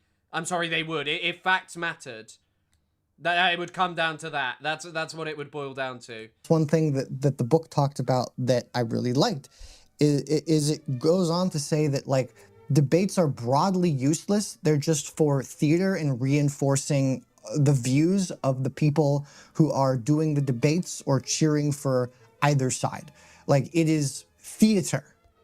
Like, that's what it is. That's what Hutch is doing. He is doing theater. If anybody wants to do legitimate... By the way, once again, as I said with the debate with Lonerbox, some people were like, why did you do it? And part of me was just like, I don't want something left up that is just me not offering a good show of what I wanted to talk about. I don't think it was about changing people's minds. I just think it was so I didn't have to sit there with, you know, this thing of just like, oh, I'm, you know, I screamed at Lonerbox, you know. Political action, like, this is not it. Like, you can talk about politics in a meaningful way, but unless you're actually going out, you're doing stuff in your community, you are engaging in action, you are supporting people, like, you are not doing politics. Voting is incredibly important, absolutely, but if you're not doing stuff... You can literally just search this up, by the way. The trans thing to do with Joe Biden. Look at these. President Biden drops unfinished protections for trans athletes. Biden believed trans athletes have unfair advantages. By the way, what I want to say is, like, I don't think you should think anything we should hear about Joe Biden's thoughts, because the guy doesn't think about anything. For people and engaging in things and educating yourself, you are not doing politics. Like, it's so complicated, and the world has made engaging in politics so unbelievably dense and hard, and this culture that we've made has amplified that to be so incredibly confusing and polarizing that, like, no fucking wonder Hutch exists as he does. And for the record, I don't think it's possible to sing Kumbaya with everybody around the campfire. I don't think we should. I think the act of drawing lines makes people very uncomfortable, like Hutch, but it is necessary. It is necessary to keep some people out. Straight up, 100%. Like, can you work on changing those people's minds? Abso-fucking-lutely. But there has to be a certain level of limitation in who you allow to be in your spaces. Because if things broaden to the degree where everybody is involved, then nobody is involved. There is no clear goals, and you devolve into what the Democratic Party has become, where they are literally just a stepping stool for fascism to arise. I don't think Hutch is a bad person. I just think he is very much a victim of this incredibly toxic mentality that has poisoned so many minds on the internet. I think, which is Jeffrey Epstein's plan to put microtransactions into Call of Duty games. That is what the scheme he's fallen victim to is. Him growing up on the internet absolutely did not help things, and I think that seeing him basically spend his entire time digging his heels into a reality that just straight up does not exist due to the state that we live in now is just like, it's just like really unfortunate to watch. Someone recommended it in, I think Elab recommended it and said if I wanted to cover slop. Although, by the way, this just isn't slop, and I know that I know you didn't mean it in any like horrifying way, but it's just, yeah, it's not. Because he has all these... I linked the video. Hold on, I'll link it again. I'll check I'm linking the right thing. Excuse me. Yeah, I am. I'll link to the video. Good intentions, but he has genuinely no idea what he's talking about. And it really fucking sucks to see somebody who could be working on themselves and doing good and using this big platform that they had and taking this risk. Yeah, but it's his fucking job to hate Hassan. Like, that's wherein the problem lies. By the way, if you want to read an essay on queer theory in Palestine, Homo Zion, how pinkwashing erases colonialism, this is so much better than the vast majority of the than discourse on pinkwashing. It is so much better.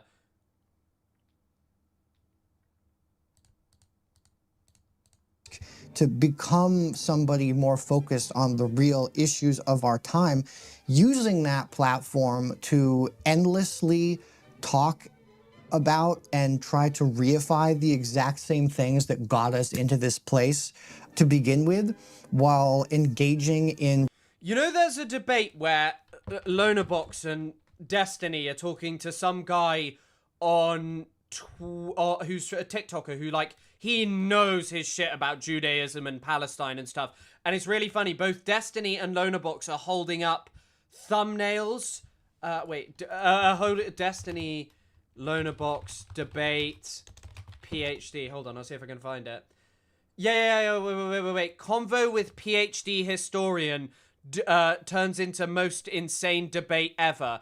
The guy in this video knows his shit, like 100%, and is like a proper academic. Destiny had never read a book at this point. Lonerbox, I think, can read, so fair enough, kudos to him. But, like, Destiny had categorically never read a book. And they just hold up books. It's an aesthetic for them. Rhetorical tactics and content structures that are detrimental to the future of political engagement and getting people to realize that we need something else. I do not know if there is a way out of this.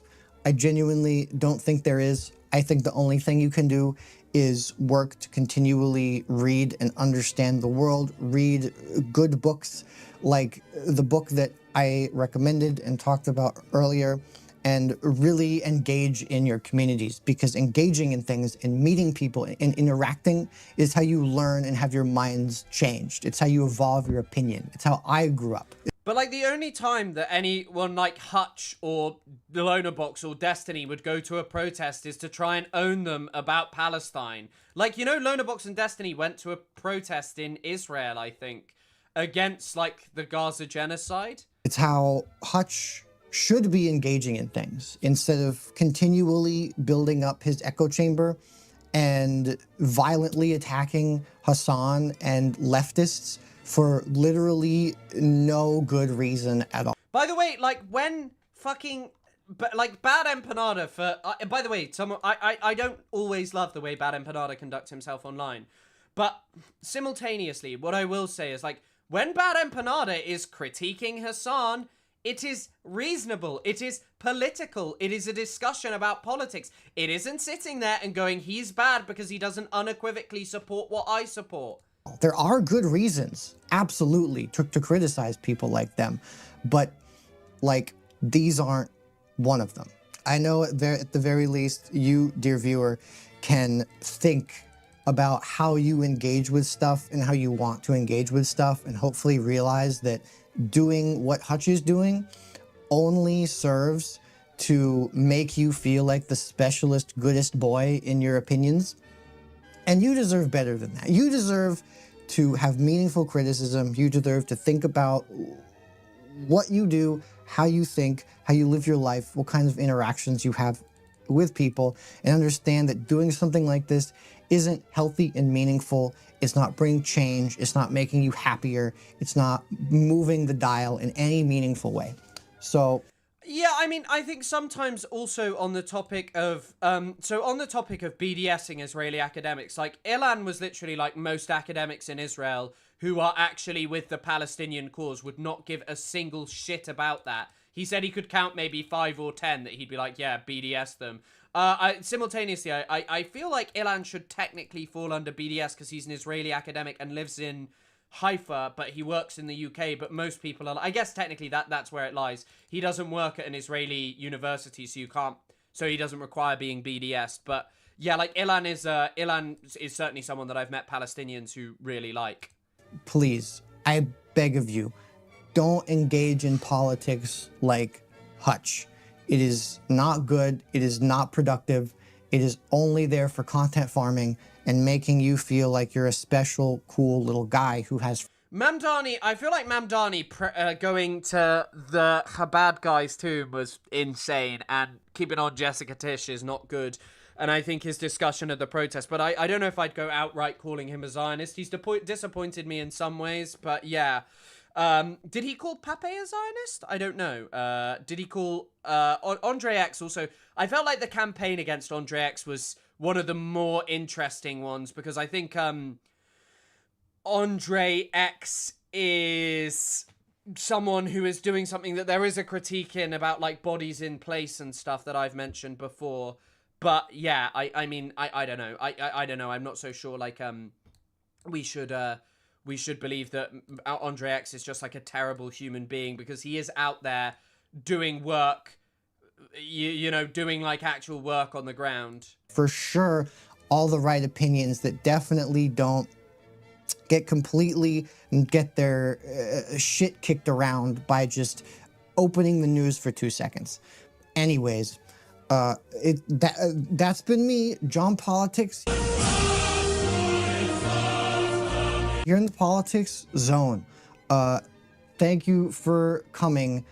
Fuck ICE. Minneapolis is the best city in the country right now. I hope that everything turns out better than it is because it's... I will link this again. This is Crimes to Roman. This is a great video. How you should change your pronouns. who's taken part in war crimes be satisfied for trying to It is utterly ridiculous. dirty work and such, or is that the bare minimum we should expect them to do? I think it is the bare minimum, and I once again, I don't. Maybe joining like like some kind of really revolutionary organization, but once again, I just feel like it's an uncomfortable situation for any sort of person who's involved with the military and is like unequivocally, like, you know, has stuff like Platner did that wasn't like when he was young either, posted online, should think like it's a good idea to get into politics. It's not good. It's not good. It's not good, and I don't like it. I really do not like it, you know. I think it's really it's just fucking terrible. And thank you for your donation. I think it's just, I think it's clearly something that is not liked by people. Hutch said he wanted to talk to you. He can talk to me about Palestine. He can talk to me about that and what his stupid opinions are on fucking Palestine. And like why it's normal to make obsessive content over Hassan. Okay, right. We're going to talk about like a fucking scandal that's emerged in the UK now, which I know you guys love UK related stuff, but this one's interesting at least because this guy owns Manchester United Football Club. So, you know, Jim Ratcliffe, famous by the way for cancelling like all staff parties and stuff. But it's still always going to be hampered with its sort of competitiveness relative to America. So you're not going to see the investment levels in the UK compared to America when energy is expensive and you've got carbon taxes as well.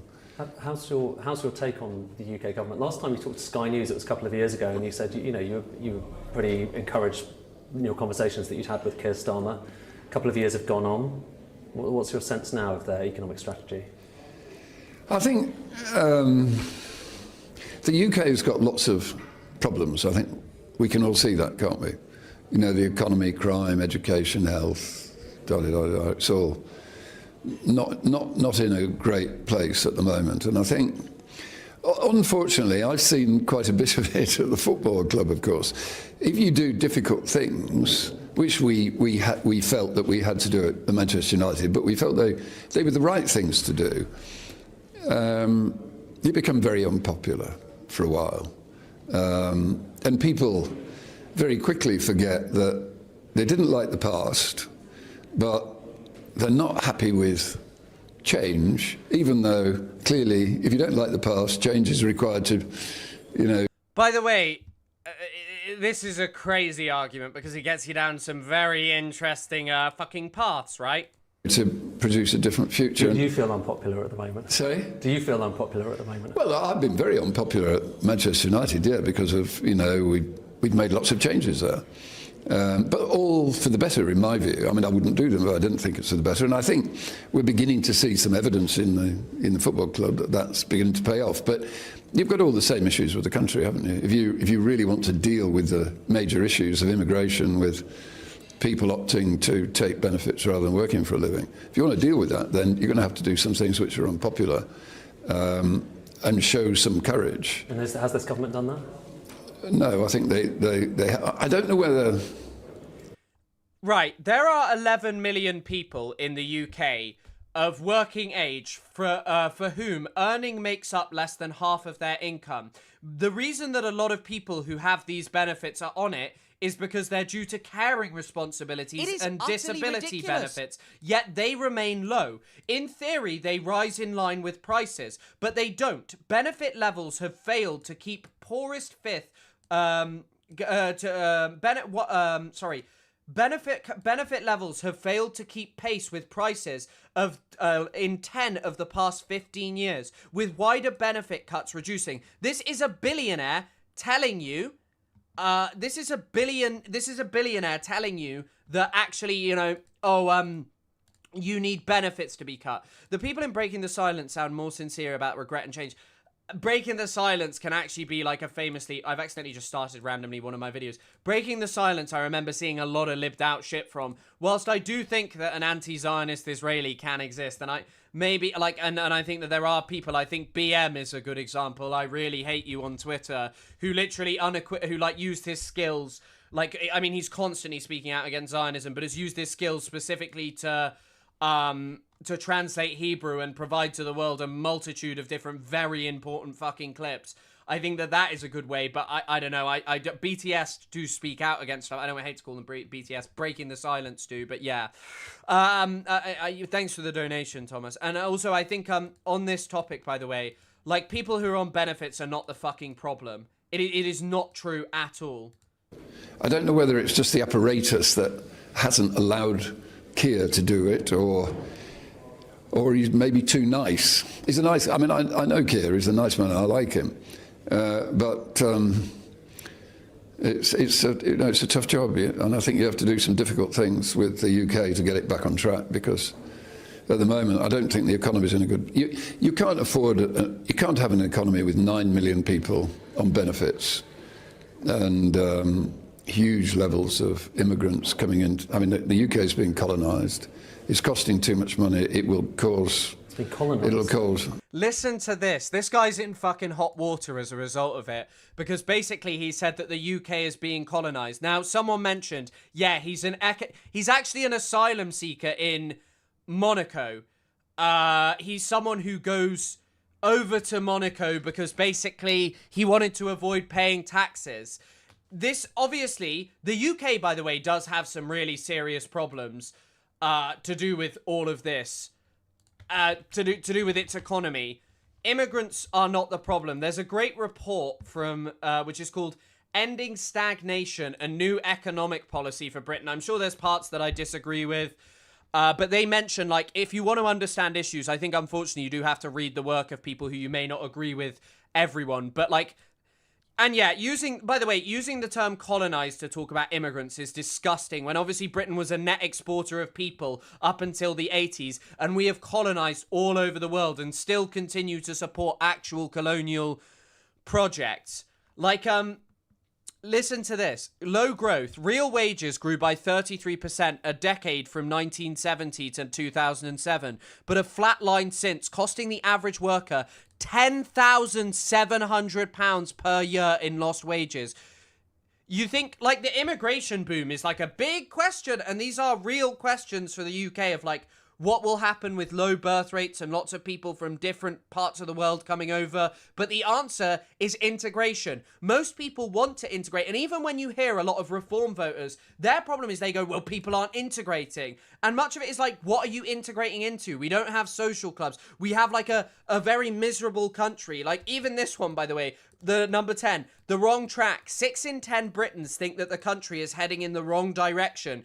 If everyone is miserable, if everyone thinks the country is heading in the wrong direction, they are just going to blame immigrants. They are not going to be happy, and it is just going to be like a heinous situation. And people like Jim Ratcliffe, who are billionaires with posh accents, will convince them, not even if it is not done by themselves, but through funding stuff. And by the way, also notice how he called Keir Starmer his friend and by a first name. I don't think you should in any way be anywhere near a billionaire who holds views like this if you are the Labour Prime Minister. Instance of non-white people in the UK to colonisation. Yeah, of course.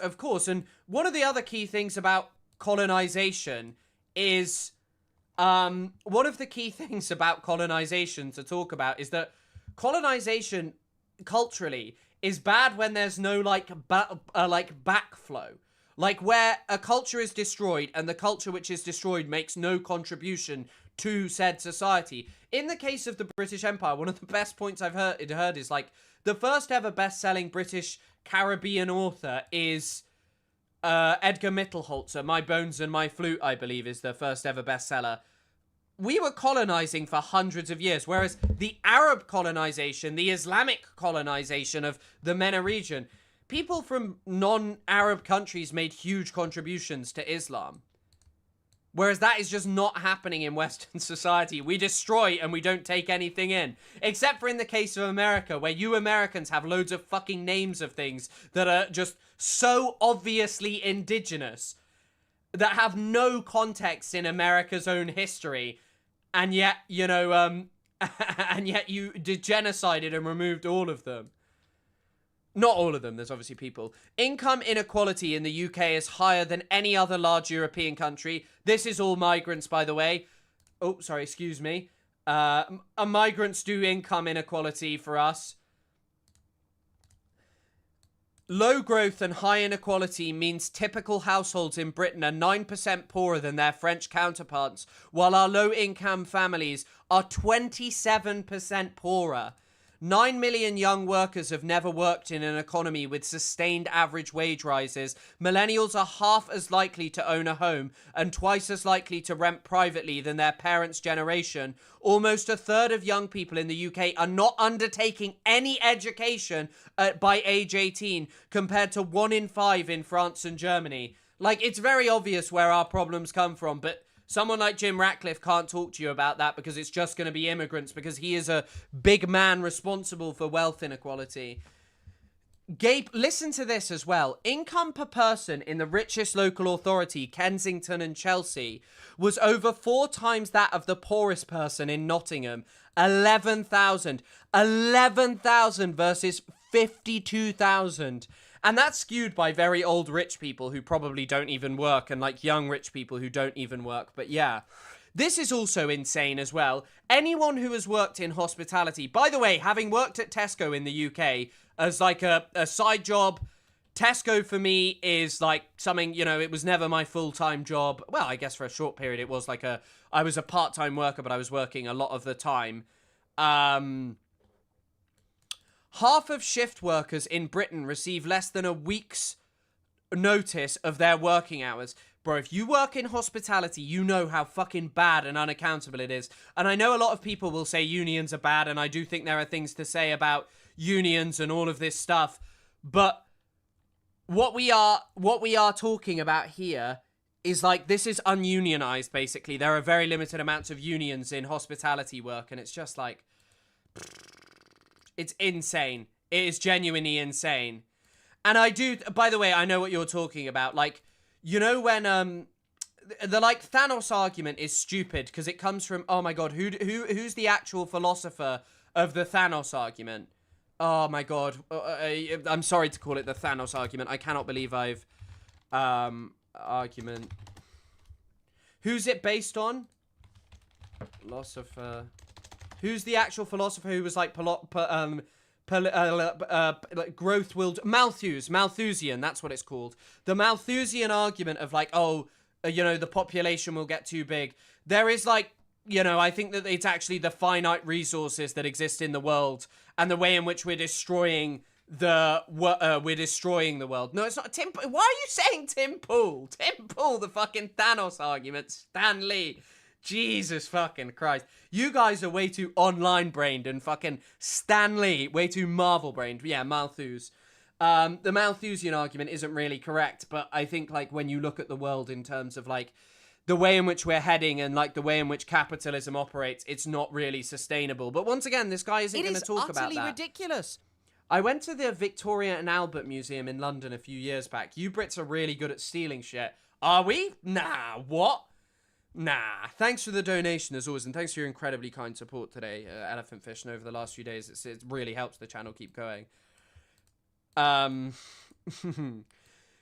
companies invested 20% less than those in the US. This is migrants, by the way. They're investing 20% less in US, France, and Germany since 2005, placing Britain in the bottom 10% of the OECD and costing the economy more than 4% of GDP. By the way, in the UK, you cannot live in any place that isn't London and have like a decent salary if you want to work in an office. You are punished for it. You are punished for it. London is the only thing keeping this fucking country limping on, and these people propagandize against it. having averaged 33% of GDP in the first 2 decades of this century, the tax take is now on course to rise over 4 percentage points by 2027 to 2028, equivalent to £4,200 per household. Do you guys not think that this is migrants doing this? Because I think it might be. I think I've been convinced by this guy telling me. Well, yeah. The UK has been colonised by immigrants, really, isn't it? I mean, the population of the UK was 58 million in 2020. Now it's 70 million. That's 12 million people. By the way, this is categorically untrue. The UK population in 2020, I believe, is about 67.1 million, and we're now at about 70 million, I think. So it's just not true. Recently with Nigel Farage, didn't you? I did. Do you think that they would be a kind of a good government if they were to win the next election? I think Nigel is an intelligent man, and I think he's got good intentions, but... Do you ever find it weird that, like, these people all talk about how, you know, oh, their first name basis with both the Labour leader and the and the far right leader? In a way, you could say exactly the same about Keir when Keir came in.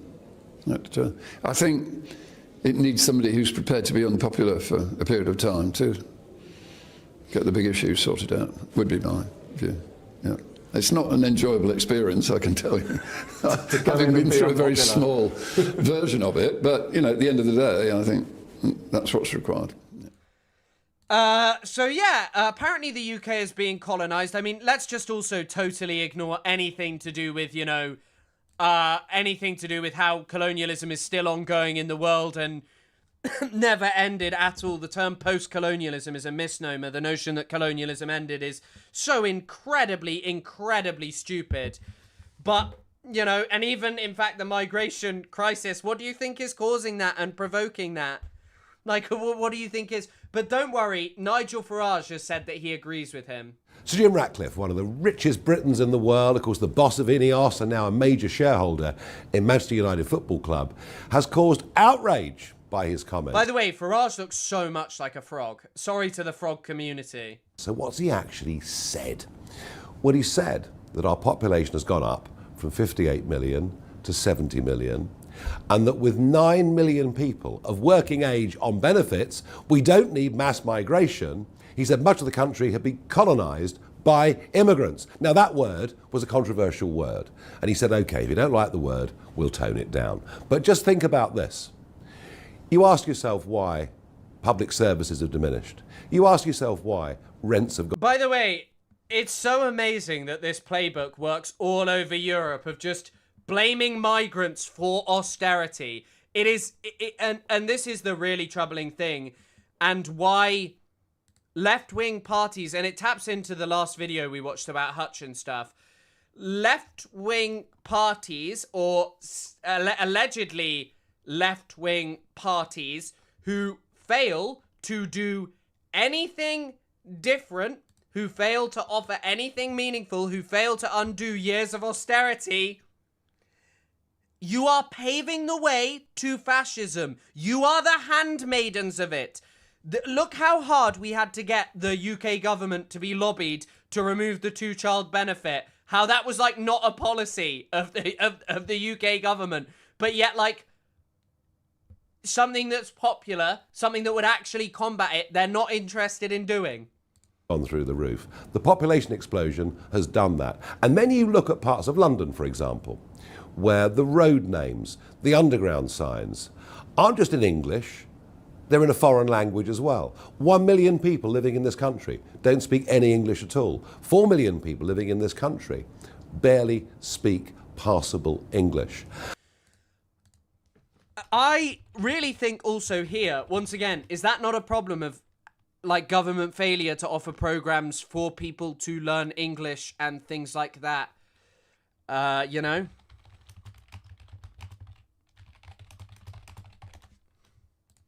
And that's the point that he was making, that big areas of our towns and cities have been changed into something completely different to what they were, and that it's all making us poorer. And I don't really care if number 10... I was actually just wondering, I don't know how I'd find this, but I wonder if there's also, like, a small amount of, like, Jewish people in certain parts of London that don't speak English, because I know that's not like an anti-Semitic thing. That's a thing that's actually going on in New York, and it's kind of like a bit of a problem. Not that like people shouldn't be allowed to speak their own language, because I know it's very important for like a Bible study and a Torah study for the ultra-Orthodox. However,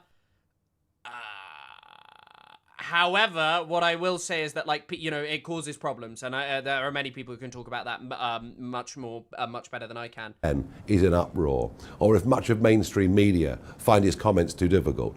I believe firmly that Jim Ratcliffe is right. Keen to know what you think. Yeah, it's all the foreigners. And also, I think, you know what's interesting is, like, I'm constantly hearing about how Palestine doing Nazism and bringing back problems for Jewish people. But one thing that I'm not hearing much about from, you know, a lot of these people who are apparently worried about the Nazis and, like, the rise of extremism is kind of about the conditions that were there in the 30s that actually led to Nazism. Like the tiny amount of people that speak Cornish. Yeah, we should all start speaking it to upset Nigel Farage. By the way, as well, Jonathan Portes, who I've been looking into a little bit, Portes is an economics professor at King's College London, and said, "It is unfortunate that Ratcliffe has chosen to invent numbers to justify his prejudice. For the record, migrants are somewhat more likely than the UK born to be in work, and their average earnings, if anything, slightly higher," which is, you know, pretty interesting that that's what a professor says. But let's believe Nigel that austerity is actually caused by immigrants, you know, that the NHS failing has nothing to do with it continually being privatized by both the lesser evil and the larger evil. I don't know. I don't know. Okay, guys, that is going to be the end of the stream for today. Thank you all for coming. Thank you for anyone who supported. Thank you for watching and enjoying the stream with Lewis. If anyone wants to join the Discord, the link is around. The link is in the pinned comment. I thank you all for coming. You're gonna get a weekend stream, probably on Sunday, seeing as Saturday is Valentine's Day. I really hope that you have a lovely, lovely, lovely day, and I'll see you guys later. I'm incredibly grateful for all of you. You will be getting a weekend stream, and also an episode of No Politics Here with Daniel Denver from The Dig. So it's an exciting weekend. I'll see you guys later.